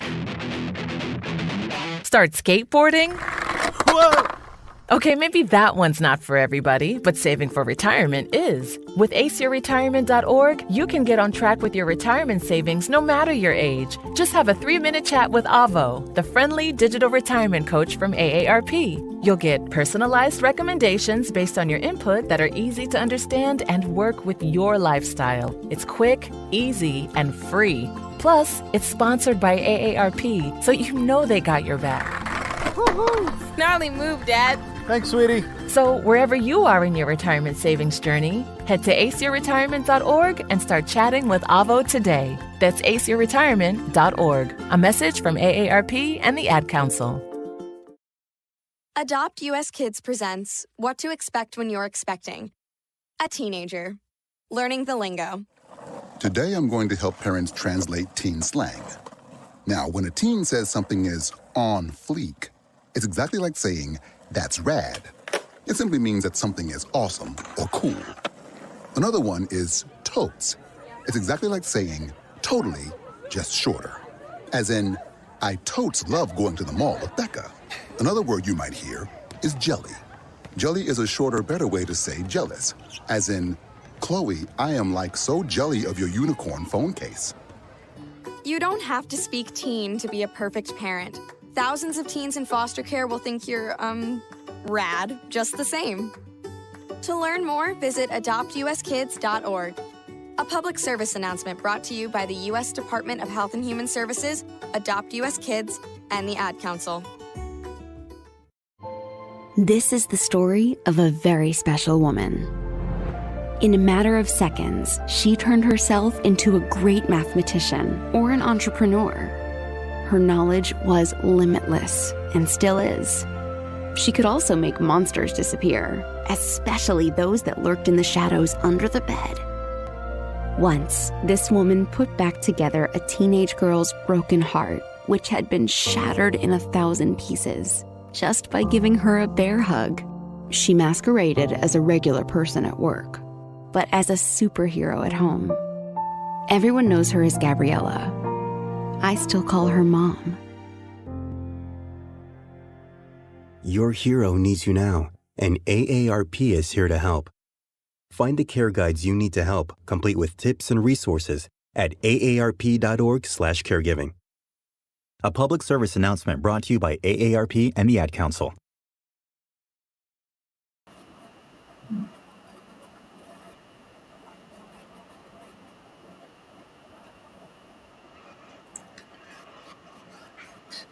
Oh, I love this song. Keep it going. Give it up. Love it. Love it. Oh, my God.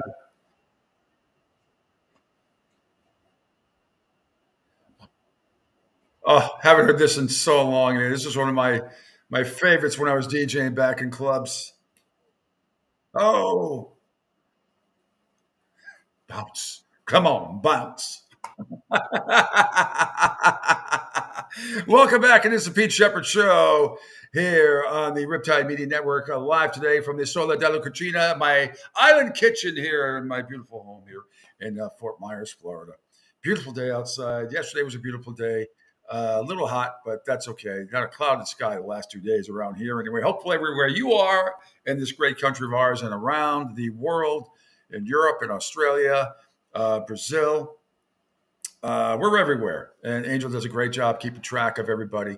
We got our Riptide Media video platform as well. You can follow me on Twitter X at PShep326, my Facebook and Broad Street South Facebook pages, YouTube pages, Spotify, LinkedIn, Twitch, Brumble, and also on Sports Radio 102.9. We're waiting for Rick Horrow to join us right now here on the Riptide Media Network. All right. I don't know exactly what Rick does, but when he just popped in, it seems like as soon as he turns his phone in another direction, just poof, it goes back out. And I sent him new credentials, so I don't know what the deal is. He'll probably end up calling in, but as soon as he turns his phone or whatever he's using, it just disappears. It's got to use the Chrome app to get in. Is he using Microsoft? Is that the issue? You got to use just punch in Chrome and use that to get in. That's the way to do it. Yeah, it's really because The first week he was on with us, it was fine, and then Yeah. I don't know what. So Yep. So I sent him brand new credentials. So I don't know. I know you Maybe did. He'll try it again unless he just tries to call in one way or the other. But and I'm pretty sure we're going to hear it as soon as he calls in. But yeah, I don't know. 727-858-6650. 727-858-6650. That is the number to call in. 727-858-6650. There he is right there. Enough. Hello. Rick Horrell, are you there? Yeah, I am. And my life is now defined as my former good friend Angel, unless he fixes this, as Rick, I can't open the page, Horrell. So you're going to have to get me orally. And then after the holiday, Angel and I have some work to do together so we can get my face on here. That's right. Well, I will just ask you this. When you come on, are you using the Chrome app or are you using Microsoft? I have no idea what app I'm using. I guess I'm using Microsoft, which is my normal life. Yeah, so if it's not that, somebody says use the Chrome app, but that's like telling me to build a rocket and go to the moon. I mean, it's like throwing my phone against the wall. I know you're more sophisticated at all of this stuff than I am, but that's the only thing. And that doesn't mean you should use your minimal intellectual advantage in one narrow space to your benefit. So if it's got to be Chrome, then between now and next Thursday, you're going to tell me how to get on goddamn Chrome. Or Firefox, whichever one you like better. Firefly, Firebug. I don't care. It's just your viewers are now all crying in unison because, I look pretty good. Look better than you. And the fact that I'm not on the air totally, you may, for all you know, I'm wearing no clothes. Jesus, Mary and Joseph, no.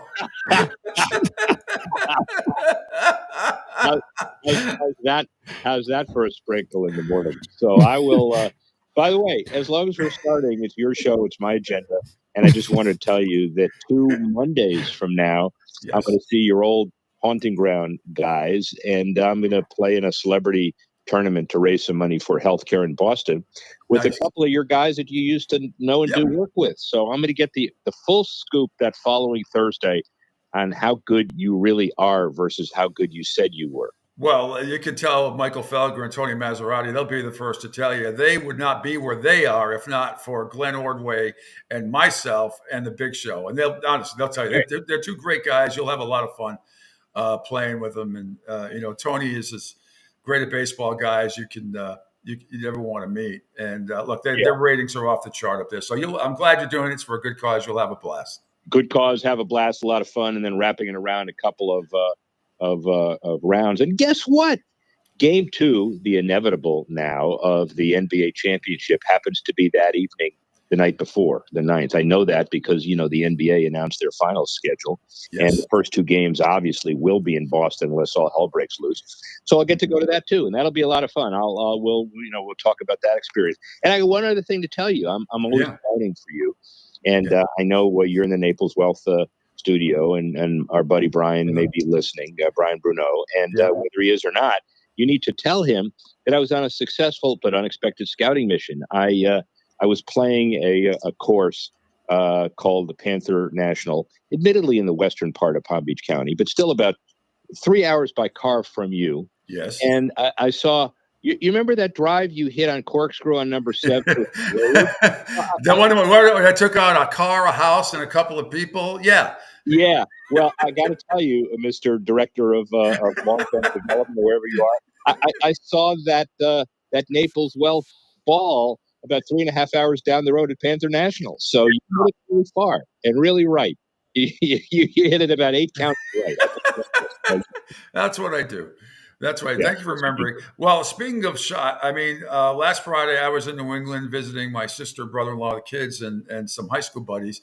And lo and behold, early in the morning on Friday, here is the Scotty Sheppard story. You were at Valhalla. I texted you because I thought you might have been involved in it, or you were at least going to try to bail Scotty out. All of this, but no. And all kidding aside, what was that? Where were you when it happened? Were you on your way? And just initially, your thoughts on the whole process, not to mention, we'll get to what happened yesterday.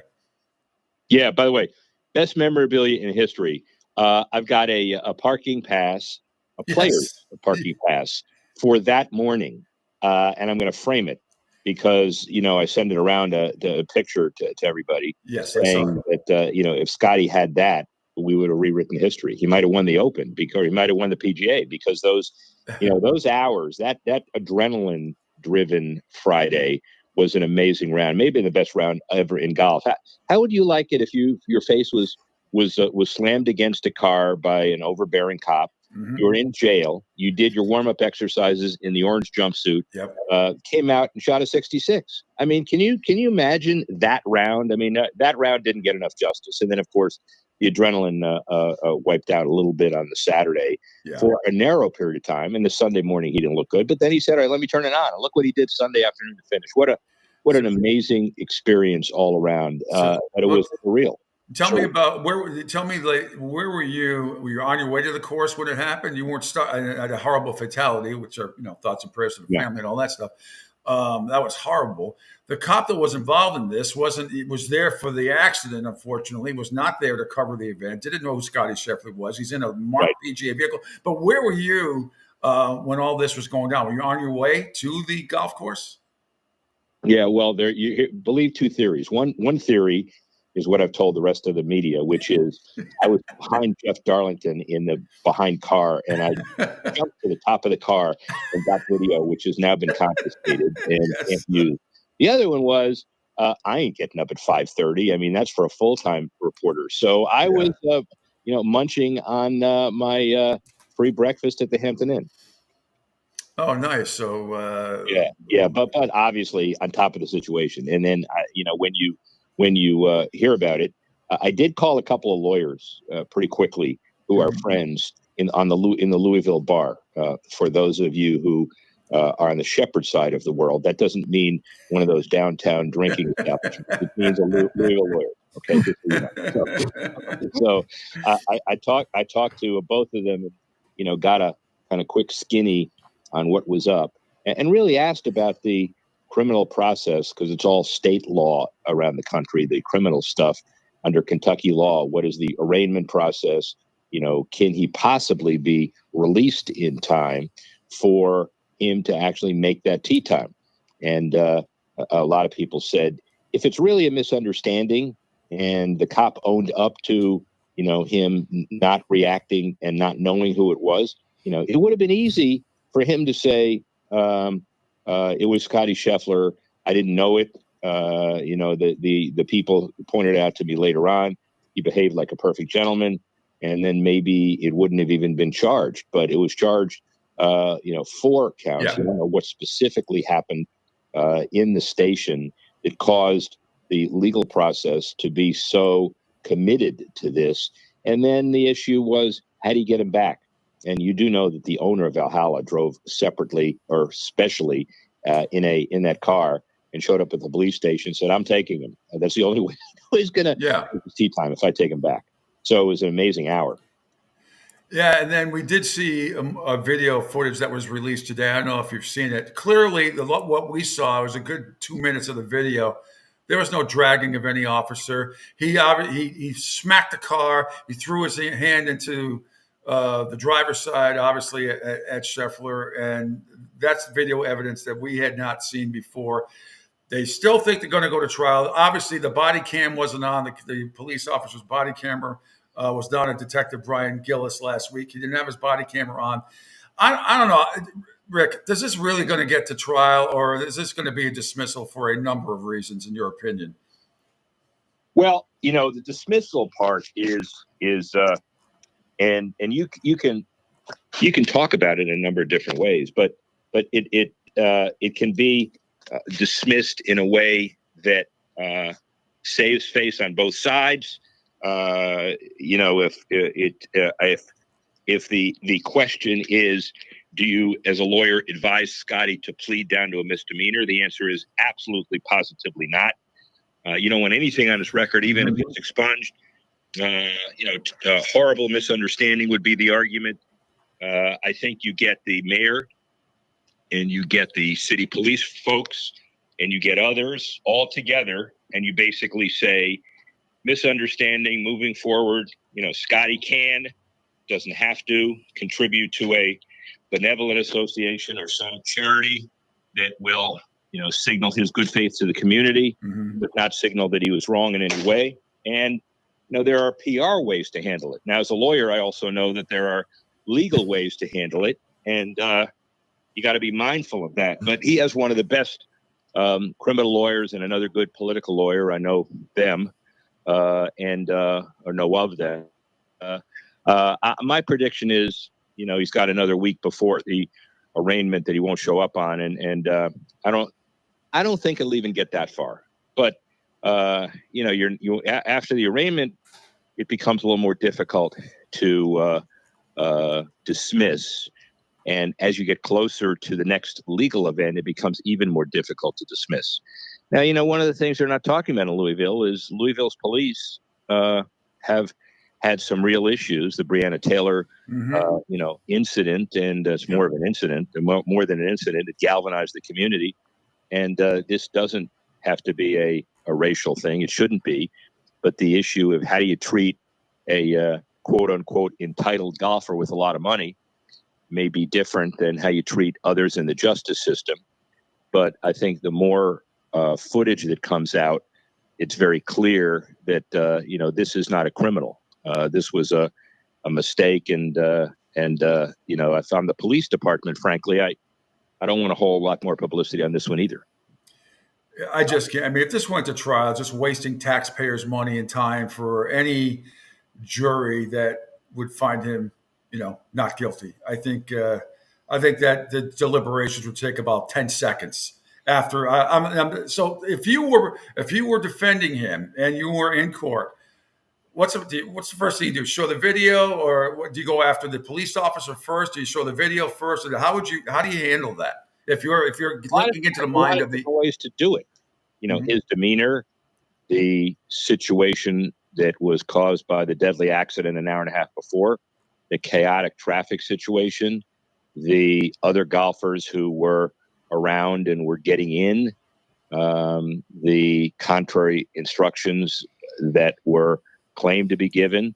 But I'd also comment a lot on who Scotty Scheffler is and what he does and his character. I mean, this would be a classic way for the defense to argue, but it shouldn't get to that. I mean, really, it shouldn't get to that, and it should get to something that by next week, the whole issue is gone by some legal means before the arraignment. Okay. And hopefully, I think you're absolutely 100% correct. Pains me to say that, but you usually are when it comes to the legalities. I always defer to you because despite all the awesome lawyer shows that I watch on TV, because I'm fascinated by it, I always go for the real deal, which is you. You had a big interview yesterday. This was the other. If Valhalla wasn't up, we could probably spend 4 hours on what happened yesterday with the NCAA and the antitrust settlement, and it's unbelievable for the first time. I think long overdue, by the way. Basically now allowing schools to directly pay players for the first time in the 100-plus year history of college sports. Wow. I'm sure we could talk about this for 4 hours. I think it's fascinating. What's your whole take on this situation? Are you surprised by any of it? Inevitable. The numbers are high, but they're expected to be high. It's going to strain every athletic director, but I think I would rather have the athletic directors control the way the athletes get paid than some of these collectives. A lot of implications to this. What happens to the private collectives? What happens to the companies that are out there that put the NIL offers to the athletes? Is it better for the athletic departments to have the dollars in their hand than to distribute it to the players? If they do that, they're supposed to be running an athletic program. Do they distribute these dollars? Because it could be a full-time job based on merit, based on, marketability, based on dollars equal for each roster spot. Football gets the same as basketball, gets the same as swimming. all of those are really good questions. And as a lawyer, I get the right to ask all those questions without providing the answers, as long as I ask as many as possible and as quickly as possible. But listen, it's more than that, because now the work really comes. And, this, I'm just saying that this could have been, maybe should have been, although some would say it evolved into this anyway, when former President Emmert says, look, I think it's important that athletes are paid, and we're going to write you a memo describing exactly how it's done by July of last year. Well, that came and gone. Crickets. There was no process. And you could argue this is the extension of that process. So it is a lightning bolt. But let's also say that this is not something entirely new. This is the next step in the process that really started a couple of years ago. So, and again, the bigger picture, all Division I athletes going back 8 years ago to 2016, all Division I athletes, not just football and basketball, all of them dating back to 2016, eligible to receive a share as part of the settlement class. However, in exchange, these athletes cannot sue the NCAA for other potential antitrust violations and must drop their complaints in 3 open cases: the House versus NCAA, Hubbard versus NCAA, and Carter versus the NCAA. So that's interesting. Do you think all the athletes will oblige and not try to sue the NCAA? Maybe even if everybody gets a fair share, maybe the crew member of USC doesn't feel right. Thinks he deserves more. Could they still potentially try to sue the NCAA? Yeah, well, that's where the work really starts, because what happens now is that it's like any class action settlement. If there's a large class, an oil spill, a disaster, a plane crash, or anything that requires a lot of plaintiffs, you have to make sure that the settlement is precluding any future lawsuits, because then why would you settle if it's going to happen again, even if it's just one person, because they can raise the same claims. So the lawyers have to make sure that everybody signs off on this. And if there are some outliers, they've got to be told that this is the opportunity to get money now, and they're not going to get more if they hold out and later, and the legal bills are going to be outrageous. Plus, it's really hard to bring the same case if there's a class action settlement that's already on the table. So there are a lot of reasons why you get those outliers to sign, but that doesn't mean it's automatically guaranteed. Now the work starts. Now, and finally about this subject, do you know Judge Claudia Wilkins? She's one that's going to have to approve all this. She's presiding over all 3 cases, and it's going to take a few months. So the revenue sharing will not begin until 2025. You know anything about her, Judge Claudia Wilkins? Yeah, she's a real credible expert. Don't know if she's a sports fan, not relevant. And I do know that everybody in the world that I know who has argued before her and has been involved says that she is the real deal. And, it is ironic that when I talk to some people about the cases that have been happening, and that Supreme Court decision 9 years ago, the O'Bannon and then the combined ones, said, we got something that we got done that nobody in the history of the modern Supreme Court has gotten done, which is unanimity on anything. They all agreed 9-0 that no matter what you say, athletes ought to be paid. So that's good, and all good. So I am now heading to the Orlando. So will you allow me a hall pass so I can get in the car? Yes. Down the road? Because I've spent much more time, and we got to count. We got to throw Angel a 15-yard penalty, because he'll say that chrome versus nickel. Is there a nickel versus chrome? No. Next week, Angel, we better talk, and we better get on, because I need to see Sheppard's face. That's part of the deal. Right. Just make Chrome your automatic browser when you turn your phone or your laptop on, wouldn't you please? How do you do that? Angel will send you instructions, in all different languages. Angel, do me a favor. Yeah. Send it to me to orangutan.com. Send me the instructions.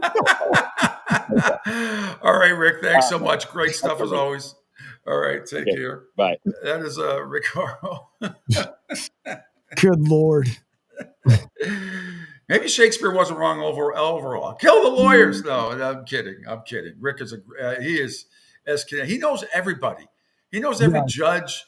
He knows every lawyers in every single state. And man, I tell you what, if I ever got in any trouble at all, which I haven't, knock on wood, he'd be the first one I call. And the first thing I'd say is, who do you know here or who do you know there? Because he knows everybody. And I know we'd whatever would happen, for something minor, I'm sure I'd be okay. But he's a great guy. Rick is a fantastic guy, great businessman too, as well. All right, Angela, here's what I want to do. I'm going to take a quick break here because I promised Bob Bartis we'd have him on right at 9:00 because we're going to really get into it with him. He is so funny. He's another attorney, great guy, owns radio stations. It is a racing expert, and I'm talking he is involved in Indy and NASCAR. This is a big, huge racing weekend. A lot of people will be ensconced in what will take place in Indianapolis, and not just the Celtics and Pacers in Game 2 Saturday night at 8:30, but all the racing that's going on this weekend. We will break it all down. Gas Pump Guy says, Rick is the man. He's hilarious and very knowledgeable. Yes, he is. All right, quick break here. Bob Bartis, racing expert, good friend and counselor, will join me next here on the Pete Sheppard Show, right here on the Riptide Media Network. Hey, Dad, your prescription will be ready in just a minute. Hey, Dad, your laundry will be ready in just a minute. Dad, your lunch will be ready in just a minute. Hey, honey, why don't you take a minute? When you help care for a loved one, you give them as much time as you can, making sure they're safe and comfortable.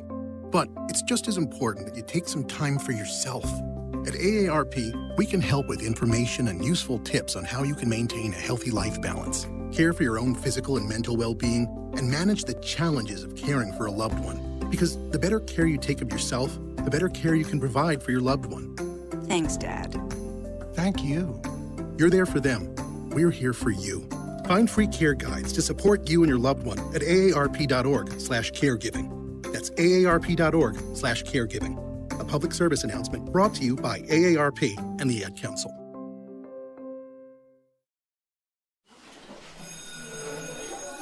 All right, class. Let's hear what everyone did this weekend.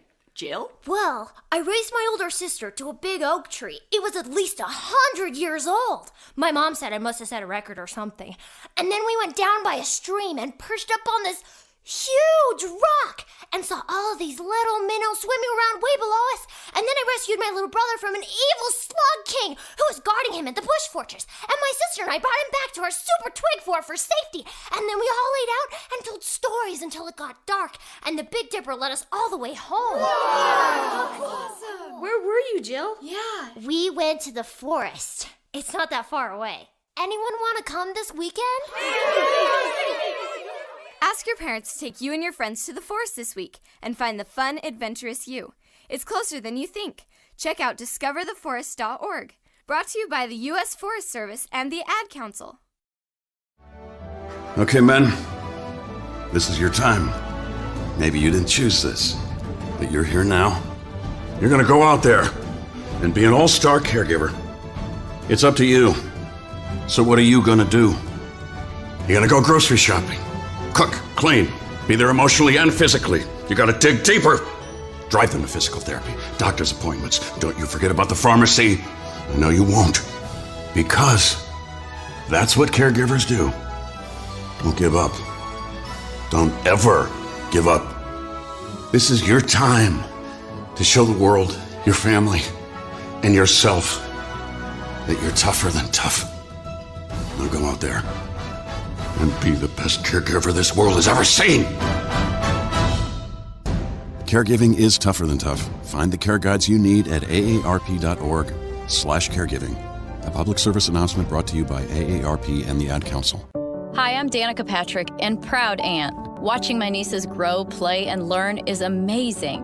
But not every child gets to be carefree. 1 in 6 kids in the U.S. are hungry. 1 in 6. That little girl sitting alone at the playground, she can't play like the other kids. She doesn't have the energy because she's hungry. School lunch will be her only meal today. It breaks my heart that this is the reality in our country, but it's something that Feeding America is working to change. Each year, the Feeding America network of food banks rescues billions of pounds of good food that would have gone to waste. This food is then provided to families and children in need. Being a kid should be about using your imagination, learning, and having fun. These children shouldn't have to miss out on simply being a kid because they're hungry. To find out how you can help end childhood hunger in your community, visit feedingamerica.org. Brought to you by Feeding America and the Ad Council.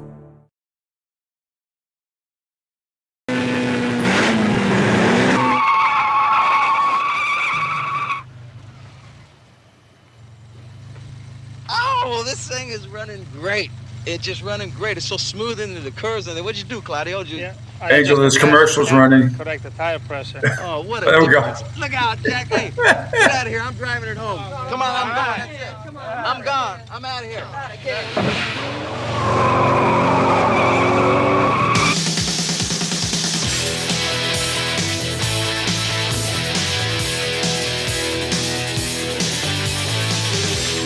Awesome. Welcome back to the Sammy Hagar Hour. No, it's the Pete Sheppard Show. I love this video. I can't drive 55. They won't be driving 55 this weekend. No, we'll be driving 55. More like 155. Oh, man. Great song. I can't drive a 55. Bob Bardis is going to join us in just a couple of minutes here, and we're going to get his take on all things racing, Indy 500, NASCAR stuff, and I can't wait for Bob to come on. Outstanding stuff. Because a lot of the stuff in racing, I do not follow. Though I'm not a NASCAR nerd or anything like that, but it is a huge sport. It is the biggest racing weekend of the year, and I was not going to ignore it, despite, I brush up on it a little bit, but I don't know the basics. I mean, I know some of the basics. I don't know really the strategy. Also wanted to get his thoughts on the Ricky Stenhouse, Kyle Busch fight, which ended up being a record fine, $75,000 a couple of days ago by NASCAR and Ricky Stenhouse Jr. for that punch in the face with Kyle Busch, largest ever handed down in NASCAR for fighting. So we'll get Bob's thoughts on that and a whole lot more here on the Pete Sheppard Show. You can follow us on Twitter X at PShep326 and also on my Facebook and Broad Street South YouTube pages as well, on LinkedIn, Twitch, Spotify, Rumble, and on Sports Radio 102.9. We'll be back in our Naples Well Planning studio coming up on Tuesday after the holiday. For now, again, Isla della Cucina, which is my island in the middle of my kitchen. That's where I'm at. Along behind me with this beautiful decorative artifact, which is indeed a mirror. So I can look at myself while I'm feeding the dog, while I'm feeding Chara by the fridge. It's always fun and games. Angel Martinez is on board as well, and we're just waiting for Bob Bardis to check in. Bottom of the hour, the lovely and talented Catherine Tappan is going to join me as well. Just getting a text. Absolutely, yes. My good friends, Dave and Marie, want to have a gathering on Sunday. So I'm all up for that. And speak of the devil, outstanding. And he's an attorney. He owns and runs radio stations, has a radio show. But for the purposes of this segment, and he's an overall hell of a great guy. Also one of the biggest racing experts that I know, because I know very little about it, but he is going to break everything down for us. It's the one and only Bob Bardis, attorney at law in New Hampshire. Robert, good morning. Thanks for joining me. How have you been? It's been way too long, buddy. Good morning, Pete. Good morning, Angel. And good morning, Riptide Media Network Nation. You've done your homework again. Now, you're not in court this morning. I am not. That's a miracle for you on a Friday, isn't it? That might change come the end of a holiday weekend. Oh, shit. Yeah, I know. How many? Yeah, I know. You handle a lot of the, unfortunately, DUIs, right? Yes. They all come. Criminal defense. Yeah, criminal defense, divorce, probate. It's one of those. If you're going to court, you better bring me with you. I don't make money if people are having a good day. So. Spoken like a typical defense attorney. Outstanding. All right, first let's get in. And you own a part on the radio station. I know you and George Russell are doing a great job up there. Where I used to work in that building as well. I think if you guys were in the same building, I haven't talked to you in a few years. But owner of WSMN 1590 in Nashua, New Hampshire, and you're absolute. You're more than and just a fan of NASCAR and racing, but you're involved with this stuff, right? I mean, you know everybody, and you go to these races. Absolutely. So you got me into radio in 2015. So if we're going to start in the beginning, the genesis of our relationship. Yes, I came on the Pete Sheppard show and I was kind of given a legal update, and we had a segment where you were asking legal questions and as part of that. And then in turn, I ended up you asked me about stick and ball sports. Yeah. And I shrugged my shoulders and said, I have no clue. And Pete says, what do you know? And I said, I know NASCAR. Let's talk NASCAR. And next thing you know, I'm the NASCAR correspondent for ESPN New Hampshire when Pete and I were working together here in New Hampshire. And then in 2017, I purchased WSMN. It was an AM station. We moved across the street from where you and I started, Pete. Okay.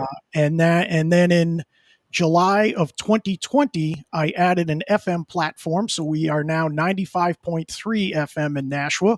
And you can listen, stream, and watch anywhere in the world at WSMN.live. So that is how that got going. I got NASCAR media credentials. I was traveling to see the races. I was interviewing drivers and doing a weekly report 52 weeks a year, even though the season does not run the entire year. And then subsequently, I become an affiliate of NASCAR. So NASCAR is broadcast on the radio by the Performance Racing Network, Motor Racing Network. Based upon which track you go to, it's which contracted company is utilized. And I am now a licensed affiliate, so I can carry both of those networks. And I'm pleased to announce I signed contracts this year. So for the first time ever, the Indianapolis 500 will be broadcast on WSMN. So again, anyone can hear it around the world, but particularly if you're driving in the car in Nashua, it's something I'm very proud of to now bring something new and unique that past owners had not done for whatever reason. But to me, I'm kind of putting my own little stamp that, so Sunday afternoon, the greatest day in motorsports on Memorial Day weekend, you are going to have over 12 hours worth of coverage on the radio. And people associate NASCAR and even Formula One and with the South, maybe the Midwest. People don't. I think a lot of people, and even though the show is national and worldwide. By the way, we're big in Australia, we're big in Brazil, we're big in Europe, Bob. Just so you know, the whole world is listening. That Angel is unbelievable at keeping track of. But I don't think a lot of people understand what New Englanders, how much they love NASCAR. It's pretty big ratings up there. We know what Loudon does, which is the smallest track up in New Hampshire, which you and I got to broadcast on. I had no idea. I knew some of the drivers. I don't know the strategy at all, but just tell people the atmosphere up there with the as far as fan base in New England. You would not think would be a big NASCAR area, but it is. Right. Loudon, New Hampshire Motor Speedway is the only track in New England. So if you're not going to go to Loudon, you have to travel out to Watkins Glen, New York, Pocono, Pennsylvania, or down to Dover, Delaware. Yeah. So, and that's the fan base. So we at one point had a single race when we started in July of 1993, and then we expanded to 2 races. And then subsequently, one of those races was transferred to another track owned by the same people that own New Hampshire Motor Speedway. And so now you have packed stands because now we have the one event. This year it'll be in June. It's always been in July, but because of the Olympics, we're shuffling some of the schedules. So the July race is now June for New Hampshire. All right, before we get into the Indy 500, let's talk a little NASCAR, what happened in Concord, North Carolina last week. And Ricky Stenhouse Jr. And Kyle Busch went at it a little bit and resulted in a $75,000 fine, largest ever handed down by NASCAR for fighting. I know we're not talking race specifically, obviously, yet, but I mean, did that surprise you that was that big of a fine? It did surprise me because it is the largest, and the other thing that surprised me to some degree is all the fines and the suspensions occurred to the Ricky Stenhouse team. There were no penalties on the Kyle Busch side. So for people not familiar, there was an incident on track on lap 2. The race was 200 laps. So 2 hours later, Ricky Stenhouse Jr. is standing next to the Kyle Busch hauler waiting for him to return so that they can exchange words.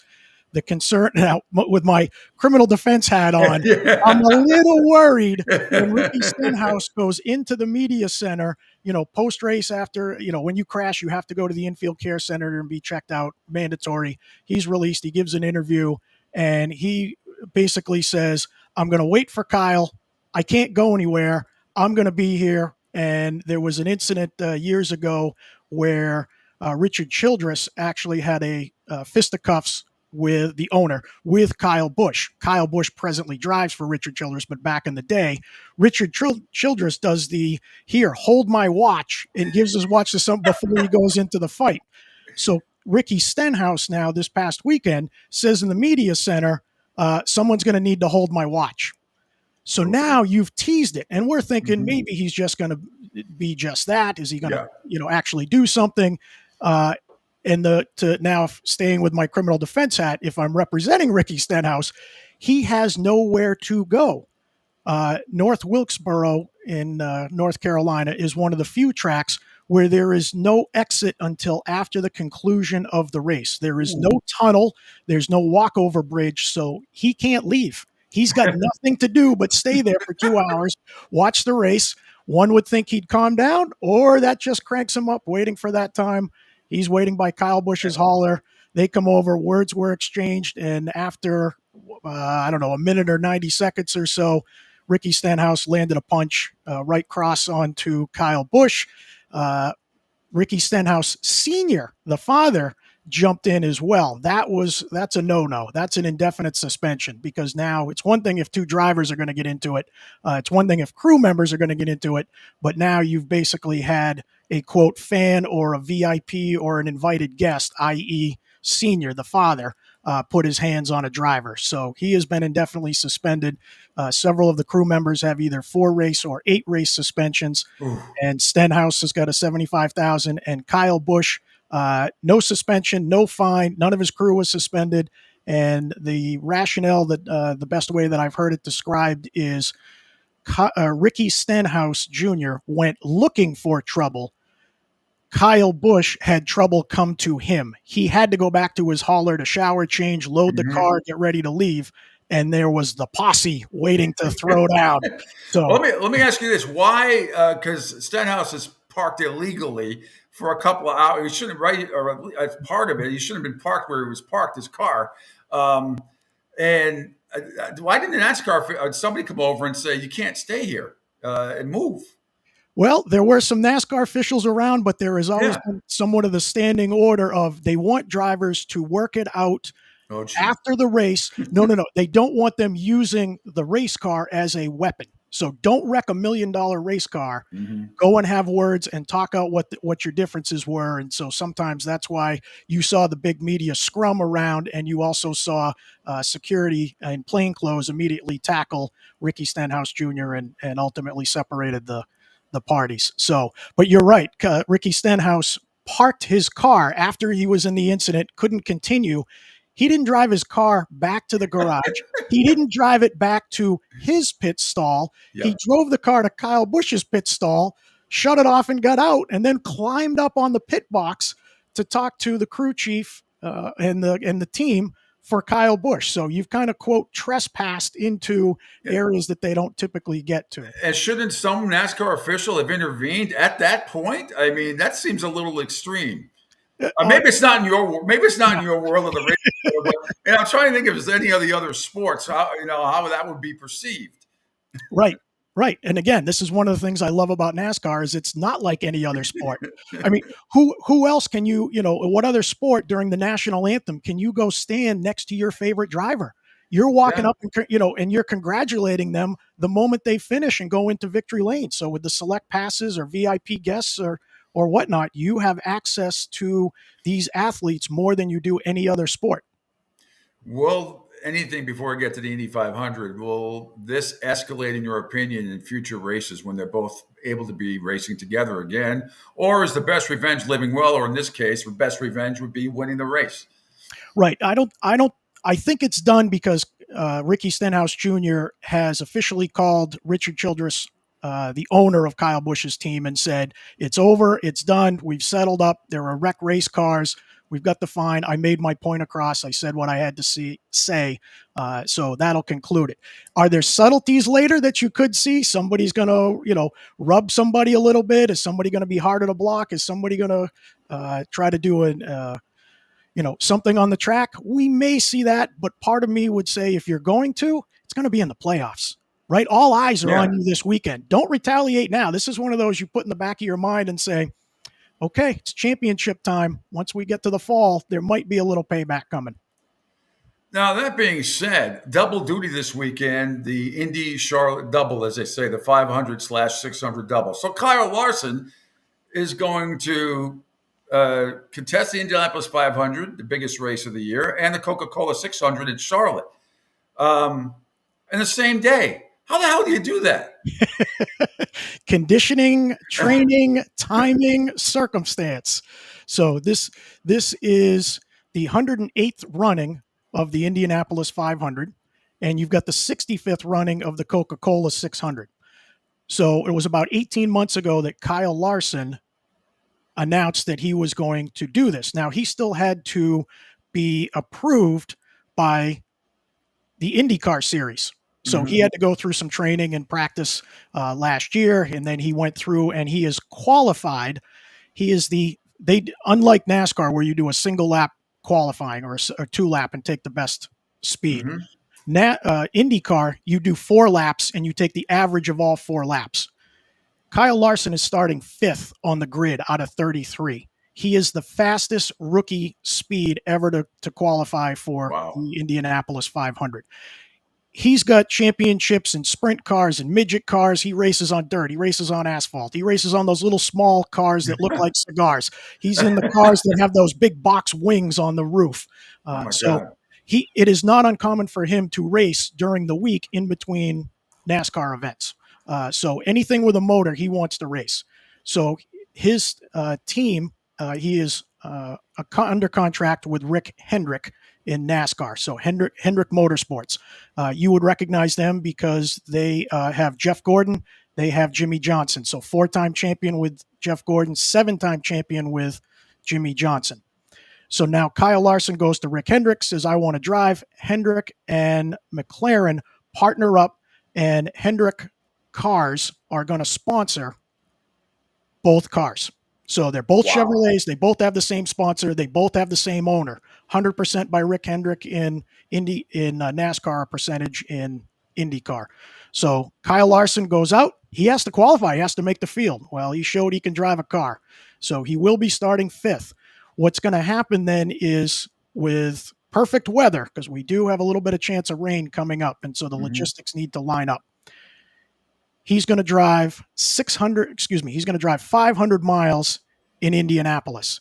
He's going to helicopter from the track to the airport at Indy. He's going to take the 1-hour plane ride in the jet, Hendrick riding with Jeff Gordon, from Indianapolis to Charlotte, North Carolina, helicopter from Charlotte Airport into Charlotte Motor Speedway, and then climb into the car. While he is in flight, they will have medical personnel with him, so he'll be getting his IVs, he'll be getting his fluids, he'll be getting his food, he'll change fire suits, he'll have everything ready to go, and then he will look to do 600 miles on Sunday night. So that is the longest race of the season for NASCAR. And go ahead. Well, I was going to say, be a real man and parachute in. Really impressed me. I mean, Jesus Christ, that is amazing. So, how many? You mentioned Jeff Gordon. What's the percentage, or how many guys? What's the percentage of guys that do race in both in NASCAR and then on the IndyCar series? It has only been the double has only been done 5 times. So Kyle Larson is starting 5th, and he is the 5th guy to do the double. So it has been done in the past by Kurt Busch, by Robbie Gordon, by John Andretti, and by Tony Stewart. And Tony Stewart is the only driver of the 4 who has completed every single lap. There have been mechanical issues or weather issues. Robbie Gordon's tried it several times. Sometimes there's a rain delay. The race is moved to Monday or Tuesday. So the true double of doing 1,100 miles in one day has been done by 4 drivers, but only one driver, Tony Stewart in 2001, has completed all 1,100 laps. Or all 1,100 miles. So if it's Larson, I mean, say Kyle, That's my Cartman. Kyle, if say God forbid he's out for whatever reason after the 10th or 11th lap, does he just speed up the process and head over to? Yes. Okay. Yes. So, and then the storyline question is going to be what happens if there's a rain delay at Indy, because his primary focus is NASCAR, right? He's under contract. He's got a race, to do everything there. Rick Hendrick and Jeff Gordon said it is a fluid situation. They're going to make a determination in the moment for what's best, because they want to get the opportunity to Kyle. They want the publicity for it. They want this event. All eyes are on it. So, but if we got some rain delays, is he going to sacrifice and show up late to Charlotte and finish the Indy, or is he going to bail out and go to Charlotte? And what happens if one race gets postponed till Monday? Interesting. So. Angel Martinez, you have a question for Counselor Bob Barters. Yeah, well, Bob, first of all, thank you for joining us. And see, this is where the NASCAR geekness comes out, because I too, with the here, you have the number 3. Yeah, number 3 over there from Dale Earnhardt, the Talladega version, where he ended up wrecking. Not only that, but also the original born on date from Budweiser that you guys can. There you go. So that's from Dale Jr. And of course, DEI was around before Teresa Earnhardt screwed that one up. And the last one out of the entire is the 2001 1/18 scale of the Corvette. So, yeah. Well, wait a second. Now I'm insulted. If you want to geek out, you want to impress me, get the Mach 5 from Speed Racer. Then I'll be impressed. I wish I could. And throw Trixie in, too. She was kind of hot back then. That was a huge collectible. Matter of fact, even though I was not a Dale Jarrett, fan, obviously from his race car, but I do have the UPS when everyone told him to race the truck. So I have that one. I have the car. Listen, I've got a ton. Some I had to get rid of, but it was always fun. Collectible has always been a great thing in NASCAR. I think that's the one thing that the fans end up missing out, because it used to be, you would get them, goodness, because some places like $35, $45, but the detail in it was the best. And then it was like in the military, we always had a coin that was awarded to you, whether being from a post, an exercise, something else. So we used to, when I lived and I was stationed in Fort Bragg, we would buy the collectibles, and then at the times, which was really rare, we were back in the rear, then it was, instead of playing the drink game because of a coin, then you had the collectible game, because if you didn't have it, then you had the drink, which is the best part. I usually end up beating out everybody because I had, shelves filled with nothing but NASCAR collectibles. I'm surprised that Debbie doesn't kick me out the house for. I told her I wanted to decorate the studio here, but I have my limitations. But Bob, going back as far as the Dale Earnhardt, late great Dale Earnhardt. I felt bad for Sterling Marlin because everybody had blamed him for his death, and I think it was something that he had to go into extreme hiding because of what had happened. And we had hoped that it didn't happen that way. Unfortunately, Dale Earnhardt, he died the way he lived, and it was always to the extreme. But also the big fallout when it came to DEI, Teresa Earnhardt really, really, really kind of blew that all up. And it's a shame, because I wanted to see where it was going to go originally with Michael Waltrip and then Steve Park. It's a shame. And I wish NASCAR would have not changed the way it was. I thought it was great. I'm not a fan of the segments. I wish it would get rid of it, but I guess it will never come back to what we were used to. Right. Everything has changed at this point, though. Dale Earnhardt passed in 2001. So we're 20 plus years after that. And we've already changed the cars. And at the time now, we've got Dodge is no longer in the sport, nor is Oldsmobile or Buick. Toyota is in. So it's one of those, time marches on, progress marches on, technology advances. So we got to keep moving with that. We got to attract the fan base as best we can. How do we get the casual fan to stay? It might be somebody that's in IndyCar that's now going to look and say, well, who's this Larson kid? I'll go watch a little NASCAR, or vice versa. So we're hoping to get somebody in. Go ahead, Pete. Yeah, Bob, I was going to say, Joey B says good morning to everybody. But Joey B texts in, says, Bob Barters, what is your real opinion of the race inside the LA Coliseum? Gimmicky, right? Also, the dirt race at Bristol didn't seem right either. Gimmicky as well. Your thoughts on that? I agree. And part of that is they want TV ratings. They want fan base. How do you attract? So I agree with NASCAR going to Los Angeles. We don't have a market out there. There was a track in Fontana, California that's plowed under right now. So how do we get the fans on the West Coast in the stands to actually see an event. So I like the fact that we're going to the West Coast to do it, but you're inside the Los Angeles Coliseum where the 1980 Olympics were held. It was quite an event. Mm-hmm. You know, you lay down plywood, you lay down composite, you lay down asphalt, you put up safer barriers. It cost NASCAR $1 million in construction just to make the track ready. You run a handful of laps, and on Monday, you plow it all up. They did the same thing. They brought in tons and tons of clay and composite to put into the half-mile track in Bristol, Tennessee. Did we attract fans? I hope so, and if they stayed, it works, but not in the long term. It's a one-off. It should be used like an all-star race or here like it was as an exhibition race. Jerry says, every time I hear Pete talk about NASCAR, I remember the first interview as a driver. Wish he had that clip. Well, there was a thing when Dale Earnhardt passed away, and I forget what was going on that day when I was on the big show. And somebody said something really nasty. And I said, what am I supposed to say? Good news out of Orlando, Dale Earnhardt died. And they used to play that clip over, and just that itself. Like I was, making fun of NASCAR. I wasn't. I was making fun of the caller. And I said, what the hell am I supposed to say? Good news out of Orlando, Dale Earnhardt. And they kept that and played that, religiously. Right. Anyway, before Bob, the last couple of minutes here, Bob Bardis, racing expert, attorney at law, radio station owner.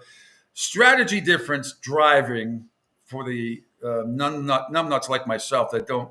Sure. What's the difference in strategy between IndyCar Series and NASCAR? Is there any of the same techniques that go into it, or is it totally different? Other than going straight and fast and left, and left, yes. But again, completely different cars. You're only going to have Chevrolet and Honda cars in the Indy Series. You're going to have Ford, Chevy, Toyota, NASCAR. Open wheel versus closed wheel, right? So in NASCAR, you have the quarter panels covering their Goodyear Racing Eagles. So NASCAR and in Indy, the wheels are open. If those wheels touch, you're in trouble. In NASCAR, you might cut a tire, but in IndyCar, those tires touch, you're flipping. They run Firestone tires in Indy. They run Goodyear in NASCAR. You're going to have a rectangular 2.5-mile track at Indianapolis, 1.5 miles asphalt oval in Charlotte. 9 degrees of banking in Indy, 24 degrees of banking in Charlotte. Mm-hmm. Now, the other difference is Indy is going to run during the day, all weather permitting. NASCAR is going to start in the sunshine and conclude in the dark. So you need to have a flexible setup. You're going to be chasing that car all day. Tire pressures are going to matter. You're going to start with like 20 pounds of air pressure on the left side and about 50 pounds of air pressure on the right, and you're chasing that all day long to get the handling set up to where you need to be. So, yeah, really not. And the Indy cars are half the weight of a NASCAR. Last question, Bob. Now that we can bet legally here in Florida on the Hard Rock app, give me your prediction. Your best bet for the Indy 500, because I will put in I'll put some shekels on it. Just your top pick. Well, my mother said, don't gamble. She used to tap me on the chest and say, B-O-B. You know what that stands for? Bet on Bob. Bet on yourself, not on somebody else. So here I am as a small business owner. In all seriousness, I don't bet. We don't do fantasy. Yeah. We don't do picks, because here's why. In a stick and ball sport, you can have the strategy. You can watch all the film you want. You can have that electricity in the locker room, the motivation going out on the field. You go out on the track and a 50-cent gasket fails, that $1 million car is going up. So the odds and the statistics of what happened before versus going into this one, that's tough to do. I'm going to enjoy watching all 3 Penske cars on the front row to start the Indy 500. That's the first time since 1988 that's happened. We don't have qualifying yet for NASCAR. That's going to occur on Saturday night. So it's going to be a great day. If you really want to do the hat trick, start with the Monaco Grand Prix at 9 o'clock in the morning, mm-hmm. Go to IndyCar at lunchtime, and at dinner time, go to NASCAR. Bob, you're the man. You're the best. We got to do this again sooner rather than later. The president of Naples Wealth Planning, one of my best friends, Brian Bruno, loves you. I can't wait for our show to be simulcast on your radio station. I'll tell George he's on hiatus. Yes. Before Bob goes away, Gas Pump Guy says, I think it's funny that they fine them so much money. But yeah, when Dale Earnhardt and Richard Petty and all of them used to race, and Dale are used to or recommend all the time that he's a ruthless driver and he never got fined like this, I think before, that's crazy.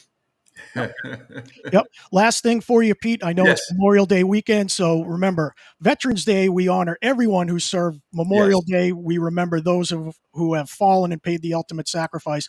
NASCAR will have special themes for this weekend. Every single windshield will bear the name of a fallen soldier. Oh, wow. There'll be Gold Star families lining up with the drivers as part of meet and greet and VIP suite time with the drivers and in the suites for hospitality. And there are a Bring the Troops to the Track program. So NASCAR is going to flood the grandstands and give tickets away to members of the armed forces. That's what NASCAR is doing to recognize Memorial Day this weekend. Bob, you're the best. Let's do this again soon. Absolutely. This was awesome. Thank you so much. And and Angel's a 9 years in the Army as well. So it's Thank you, Angel. You're welcome. All right, Bob. Let's talk soon. I have Catherine Tappan coming up next. And, all right. She's great. So we're going to talk some Stanley Cup. But thank you so much. Let's do this again on a more regular basis. This was a lot of fun. All right. Keep it in gear, and I'll meet you in Victory Lane. Sounds good. Be my first one. All right, Bob. Take care. That's Bob Barnes joining us all the way from the great state of New Hampshire. He's awesome. Right, we're going to take a quick break and get ready. Catherine Tappan is going to join me next. Bob and I could do shows all day. He's fantastic. All right, quick break here. It's a Pete Sheppard Show until 10. Catherine Tappan, NHL Network and NHL on TNT and NBC Sports, going to join me right after this break here as the Pete Sheppard Show continues on the Riptide Media Network. To some people, the sound of a baby babbling doesn't mean much. But that's not necessarily true. By 6 months, they're combining vowels and consonants. By 9 months, they're trying out different kinds of sounds. And by 12 months, their babbling is beginning to take on some meaning. Especially if there's no babbling at all.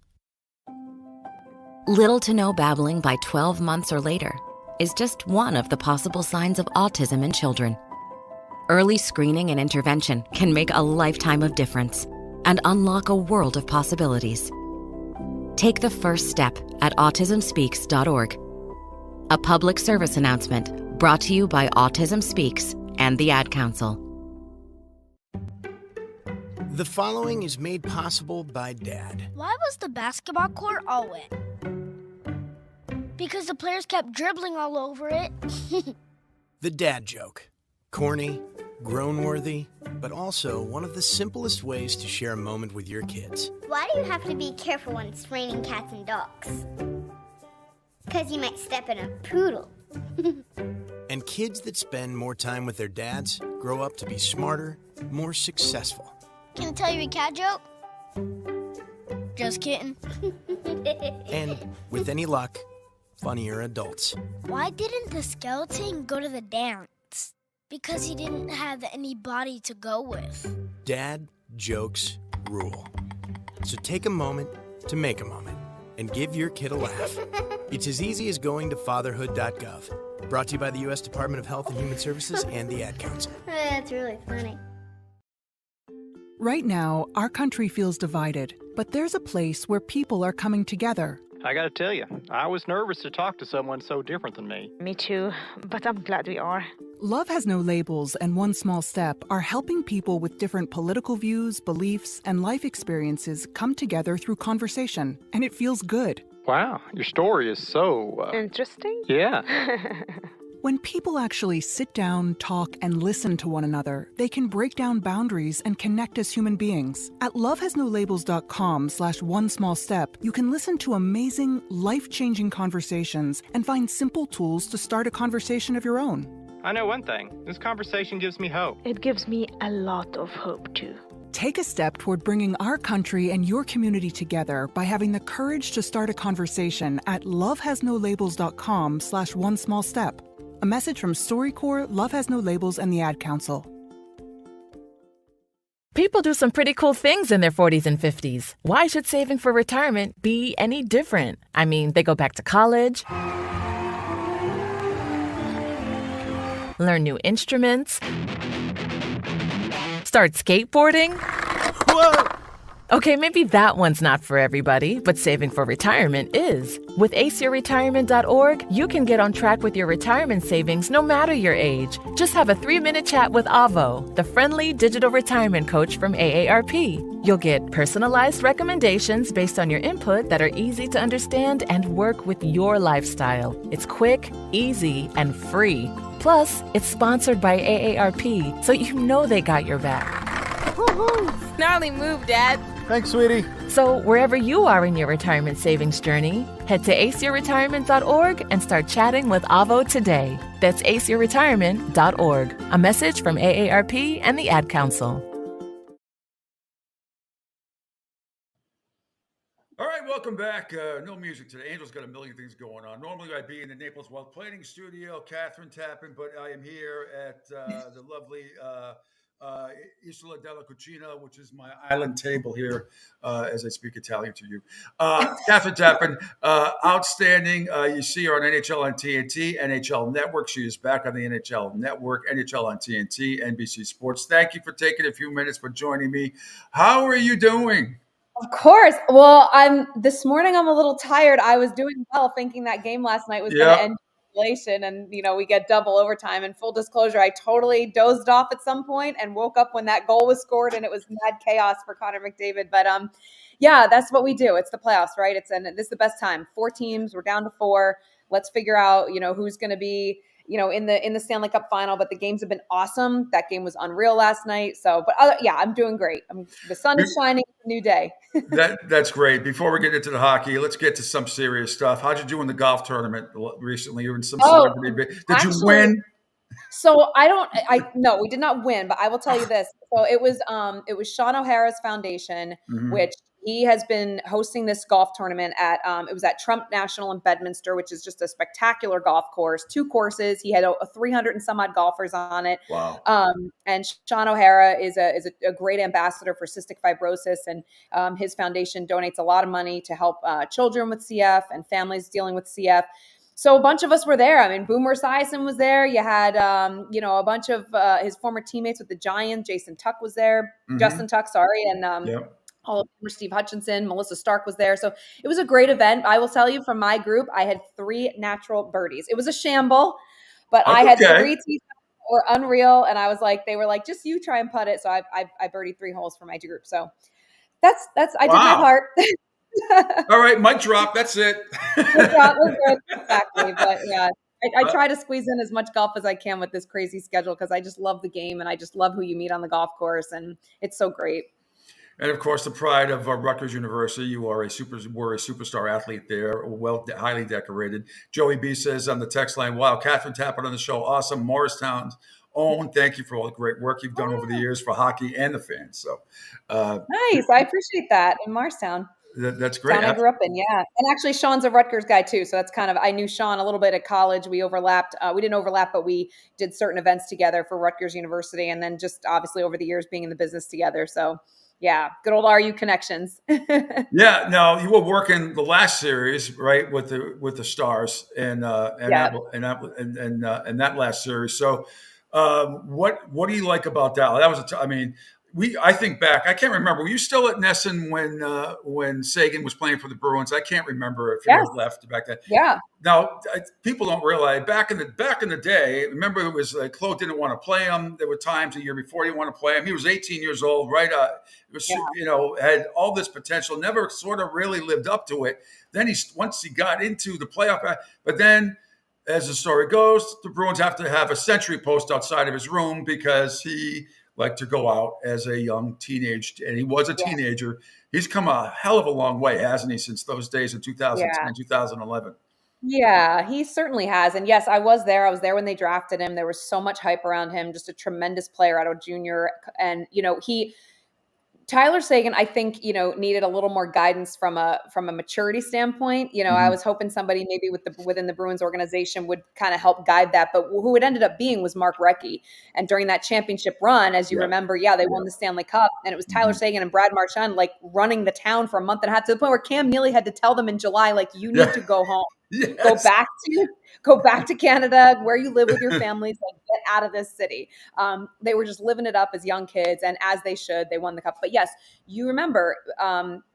They benched him for a couple games during the playoff run. He was sitting in the press box, and everybody's thinking, you've got this superstar. The Bruins power play was atrocious during the entire Stanley Cup run that year. Yep. And everyone was put Tyler Seguin on the power play. Maybe that'll spark something. Claude Julien stuck to his guts, though. He used him when he needed to, but he has certainly matured. And what I love about Tyler Seguin is he's been in the Dallas Stars lineup over the course of the last many years that he's been there, but he's been on the top line. And now he's on more the third line, and he's contributing in so many different ways. And because now he's older and mature, and he's understands the game a lot better and like the business of the game, he's fine playing whatever role they need him to play. He's effective in those positions. He understands. He's not the fastest guy anymore on the ice. There's a lot of young players in that Dallas lineup who are actual like world superstars. You've got Wyatt Johnston, for example, just an amazing, amazing player. So I just like the maturity we've seen from Tyler Seguin, and certainly Dallas helped with that. The people in Dallas, Jim Nill does an amazing job with that group as a general manager. So, but when I was down in Dallas, what I like about this team is they've just knocked off the last two Stanley Cup champs to get to this point. Like, they have had no easy path to get here. Vegas starting off, Colorado last series. So they've proven that they're capable of really strong play with essentially playing with 5 defensemen at this point, So they are clearly well coached. They're very strong offensively. They're physical, and they've got all the tools to win this series. It'll be interesting.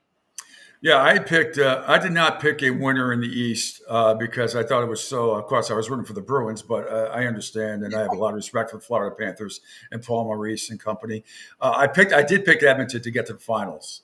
And so I stuck to my guns. I bet them last night legally. I'm in Florida now, as in most of the states. So, but I dozed off right at the end of the third period. But I have seen all the highlights this morning across all the networks. But the Connor McDavid double minor, and the fact that they killed that off, and the fact that Edmonton's power play is 37 out of 40 this year, 92.5%. That is so sick. But I thought for sure when I was reading about it, it's a double minor. They had unbelievable penalty killing by the Edmonton Oilers.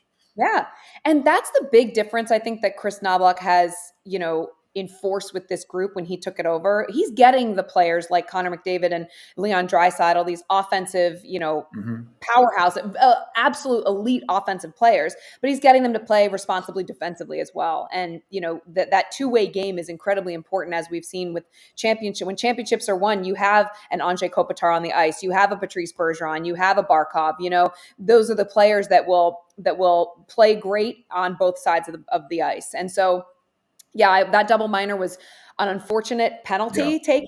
Connor also missed a couple of really great scoring chances. I think in the first period or second period, he had an amazing saves, though. Great saves. Yeah, and Ottinger did his job, but for him to come through in the double OT period, and it was almost like poetic, But I think, to your point, those they're known so much for their offense. We don't talk enough about how well defensively this group is playing, especially with a goaltender like Stuart Skinner, who is, up and down. And we've seen the evolution of the goaltending position in Edmonton. So the fact that they killed off that 4-minute double minor was unbelievable. Yeah, and one of the more shocking things I heard last night too, and I don't know if you were up during the first overtime, is Wayne Gretzky in the studio talking about how he had pizza in between overtime. I could see slices of orange and all. Pizza? How do you skate back on the ice after having pizza? I don't know. I didn't hear that, but so Wayne said he did that himself. Yeah, said he used to have pizza once in a while. Times were a little different. I think the Bobby Orr era, they were smoking cigarettes in the intermission, and they were drinking beers and whatever. See, no, I brought up the fact, and I think you're too young. Do you remember when hockey used to be on USA and Dan Kelly and Al Troutwig? They were kind of like what you do now. Yeah, sure. Al was a riot. Al would go outside and de-ice people's cars, and he did a lot of goofy stuff. And but they cut one. It was the Islanders and Edmonton, I think, in the finals, and USA was showing it. and they cut the intermission in the first period. And there's Mike Bossy. I think he was smoking 2 cigarettes at once.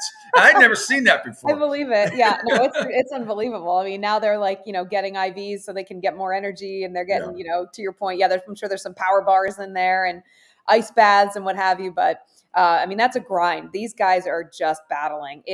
That's why we love the Stanley Cup playoffs. I mean, the team that ultimately wins the Stanley Cup, when you see what they go through and the injuries they're battling through and the long periods. I mean, that game, they got to turn right back around and play tomorrow night. They played 5 periods last night. Yeah. 4 and 20 seconds. Yes.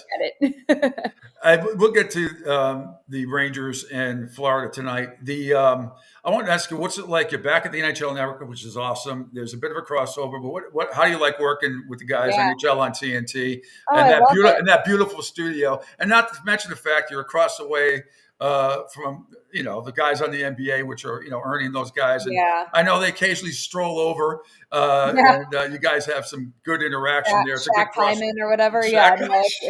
It's unbelievable. I mean, listen, the NBA on TNT is just a world-class production. Nothing. I'm so mad.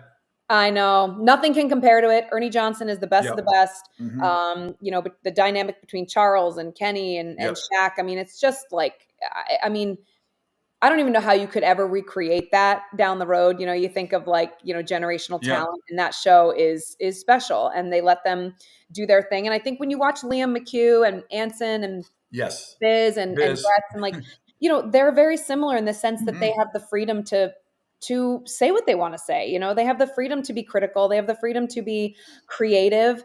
And you don't see that on every network pre and post game show or intermission. So I love that about TNT. I like that they allow the creativity. They allow the controversial comments. They allow I should say the unpopular, comments in the room. And I'm going to be curious to see what happens with all these NBA media rights, because I know Charles came out and said he's got a loophole in his contract that he can go wherever after the deal is up at TNT. And Ernie said he's going to stay, and who gets who, and if NBC gets a package or Amazon gets a package, who gets these these massive personalities. It's going to be interesting, but to break up that group is, I mean, I don't know. Do they do it? It's going to be sad if they have to break that group up. But, I guess all good things come to an end. We'll see where the chips fall. But I do love that game. They're amazing. Hopefully, and we'll get back into hockey in a second. But, Charles went on Dan Patrick's show yesterday and absolutely ripped the crap out of TNT. He's upset they picked up college football. Charles talked about how he has his own production company, so he's going to try and move everything over to him, and then market himself out to somebody, some network. But hopefully that all of those guys will be together. But just like you, in the NHL on TNT is fantastic, and I say it all the time. I mean, we know Steve Levy. We know a lot of the same people over at ESPN, but it's not even close. It's not, the basketball isn't even close, and the hockey, you guys just do a way better job. It's just more fun and entertaining. And I had my Biz and I've gone back and forth a couple of times on Twitter. He was so openly rooting against the Bruins with the Maple Leafs. And I know, and if Tampa Bay wasn't so banged up last year, they would have lost that series too. But I always do my Jurassic Park line about the Toronto Maple Leafs, Catherine, is that they will find a way to lose. They will lose. It's inevitable. But let's get into the Eastern Conference Finals. Game 1, not surprising. The Florida Panthers just play an absolute suffocating style. It is unbelievable. And the Rangers are going to have their hands full tonight. I usually don't say it's a must-win in hockey because a lot of times home ice doesn't mean a whole hell of a lot anymore. We saw the Bruins win 4-0 in Game 7 in Vancouver. We've seen a lot of home, but I really do believe, just because of the way the Panthers play, this is almost a must-win to me tonight for the New York Rangers. How do you feel about it? I would agree, because it kind of feels that way. It feels like if you go down 0-2 to this Panthers team, I mean, then going back to Florida for games 3 and 4, I don't think they sweep the series, but I think you put yourself at a humongous disadvantage. And we saw, the suffocating Florida Panthers team. They are physical. They played their brand of style of hockey. Matthew Tkachuk with that goal to, kind of to end the first period. It was about 3 minutes and change to go. But I mean, that's a deflating goal for the Rangers. And Madison Square Garden, that is an electric atmosphere, and it was quiet in there. And pin drop.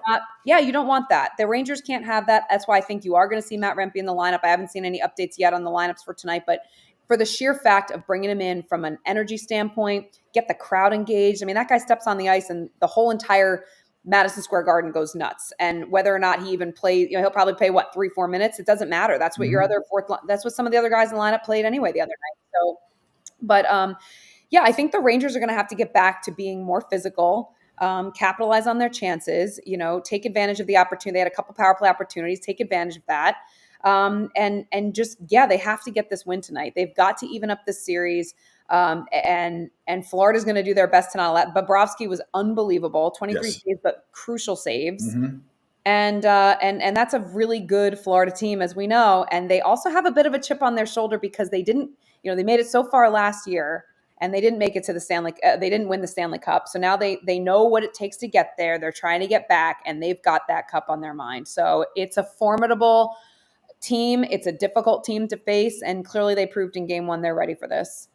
What do you think about this coaching matchup? Our good friend Mick Colagio, I have him on at least once a week. We talk about that because Peter Laviolette's his cousin by marriage. Oh, I didn't. That's right. Yeah. So I always ask for the inside scoop. So he tells me, everybody's related, right? Yeah, exactly. But he's like, no, we're he said the first time when we were at a barbecue at a family thing. I said, can I get any inside information? He's like, no. He's like, we have a pact that if we're at a barbecue or something, and I ask him a question, he's like, is this Mick Colagio media question, or is this just an off the record? Everything is presumed off the record. But two really good coaches. I love Paul Maurice, and Peter Laviolette is a great coach also. What do you think about this coaching matchup? Is there who has an edge here, if any? Well, I guess at the moment you would probably give the edge to Paul Maurice because he's been with this team longer and been with his team longer. And he also had them at this point last year. So he knows what he's working with. But Peter Laviolette is going to be known as one of the best coaches the NHL had. The guy's won a cup. He's been on so many different teams. He's known so many different players throughout the league. He knows he knows the game and he knows his players. And that's why you saw so much success this year with this New York Rangers team. And I think that, when it comes down to it, they are veteran coaches. And look across the league. I mean, aside from Chris Knobloch, it's veteran coaches that are remaining right now. It's guys that understand the grind of the season combined with the grind of the playoffs. I love them both. I have a ton of respect for both of them. I've known them both a long time. Paul Maurice he worked with us on the NHL Network for a little bit because he was in between coaching jobs when I was there back in, I think it was 2014, maybe 2013. Yeah. So he did the Winter Classic with us at one point, freezing his butt off. He's like, this is what you guys do all the time. A little colder than being behind the bench, coach. But he has so much respect, both coaches, so much respect for the media. And we all appreciate that. They answer the questions. They are respectful, certainly also helpful in providing information to the broadcast team when you meet with them privately beforehand, especially, information such as lineup changes or maybe there's something going on with a player that we don't know about. He may give us the inside scoop just so that we can understand a little bit more the dynamic of what's going on the ice. But it's a fun coaching match to see. But I guess I would give the edge a little bit to Coach Maurice just because of his experience with his own group. No question. Just a couple more minutes, Catherine. Because down here, we're a national show, world show. We're big. We're big in Australia, by the way. Say hello to Australia. Oh, cool. Hello. I would love to go to Australia. I hear it's beautiful down there. Well, maybe the NHL will have a game over there too. I think the Olympics are going there in 2036, maybe. I can't remember. Yeah. But I've been here now in the Fort Myers area for almost going on 8 years. Right about that time. Hockey is really big down here. We have the Florida Everblades from the ECHL who are going for their third straight Kelly Cup champion in a row. And Jake Maurice, Paul's son, is the play-by-play voice down here for the Florida Everblades, and he's also the PR director, does a great job. And it's just such a well-run organization. Awesome. And they sell out. 7,500 people, standing room only crowds for much of these games. The hockey knowledge and the fan base down here is off the chart. I never ever would have thought that when I moved down here, but it has been spectacular. And this is ECHL. Yeah, it's amazing. That's amazing. I have a lot of friends. I feel like the entire Northeast moved to Florida during the pandemic. I have a lot of friends that are now raising their children, and they're all playing hockey in Florida. And they love going to Panthers games. They love going to the minor league games. Yep. They are in it. And I love to see that. It's definitely, it helps to have two very successful NHL teams in the state of Florida. So, I'm all for it. That's great. I didn't know Paul's son was there. Yeah. That's awesome. Yeah, he does. You can see if you ever, check him out online. He does the play-by-play. Does a great job. Okay, great. Does a Very great cool. job. So hoping to have, once the Stanley Cup playoffs are over, hoping to have Paul come on Yes. this show as well. Before Angel Martinez, executive producer, host extraordinaire. Do you have a question for Catherine?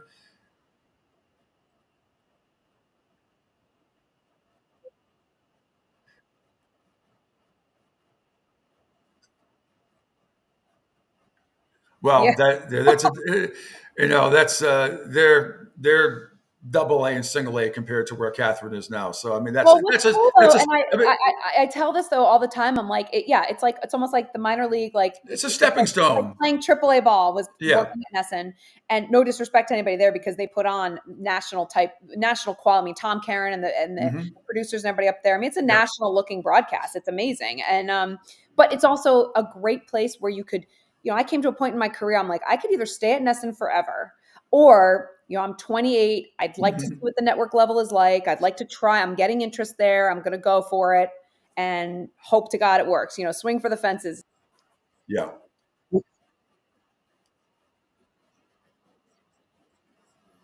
All right, Andrew, do you have a question? And I have one more question for Catherine. Yep, I do. I don't know if I accidentally popped You Catherine did. on the screen. Okay, hold Yes, on. you did. You did. Hang Bob. on. Yep. We can't have that. Hang on. For some reason, it decided to go a little wonky here on me. Well, just ask your question. Let's get her back, and you can just ask the question. Hang on, because I don't know why when I popped in, she popped out. But here we go.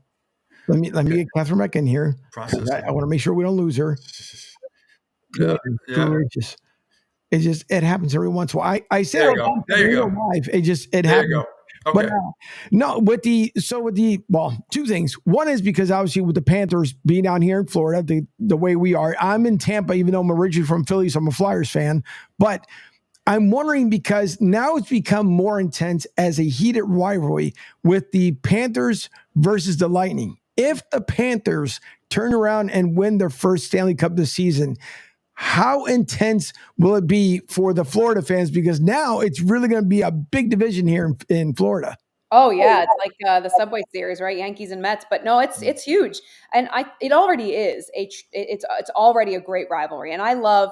I always say you've got your Montreal and your Boston rivalries, the original 6 ones that are just set in stone. But now we're seeing playoff rivalries being born. We're seeing a lot of hatred with Vegas and San Jose. We're seeing, and that's what's cool, the evolution of these rivalries as, the NHL evolves as well and expands also. So I love the fact that now Florida and Tampa, like this is a thing. And yes, if the Panthers go on and win the Stanley Cup, game on, because now it's like, okay, we're right in your wheelhouse. And by the way, this Florida team, I believe, has the opportunity to win multiple cups the way Tampa did, the way Chicago did, the way Pittsburgh did, LA.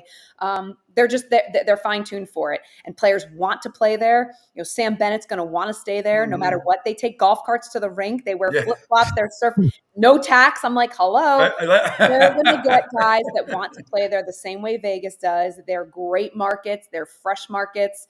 And I think you're going to see a championship caliber Florida Panthers team for a long time to come. And that's only going to help fuel that rivalry with the Tampa Bay Lightning.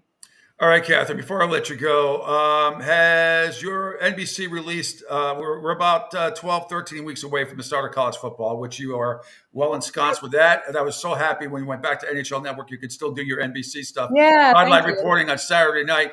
Has the schedule come out? I've seen some games, obviously, on other networks that have come out. Is there anything you can tell me, opening game for you on NBC on Saturday night? Yeah, I think our opening game is going to be, I think it's Michigan. I think we're at Michigan. Is that against Fresno State, that one? Yeah. Yep. So I think that's our opening game. I think that's what I've been the official schedule has not been released, but I'm pretty sure that's where we're going to open up on Labor Day week. Labor Day weekend. But I'm looking forward to a second season doing Big Ten because the first year was just like eyes wide open. It was new broadcast team.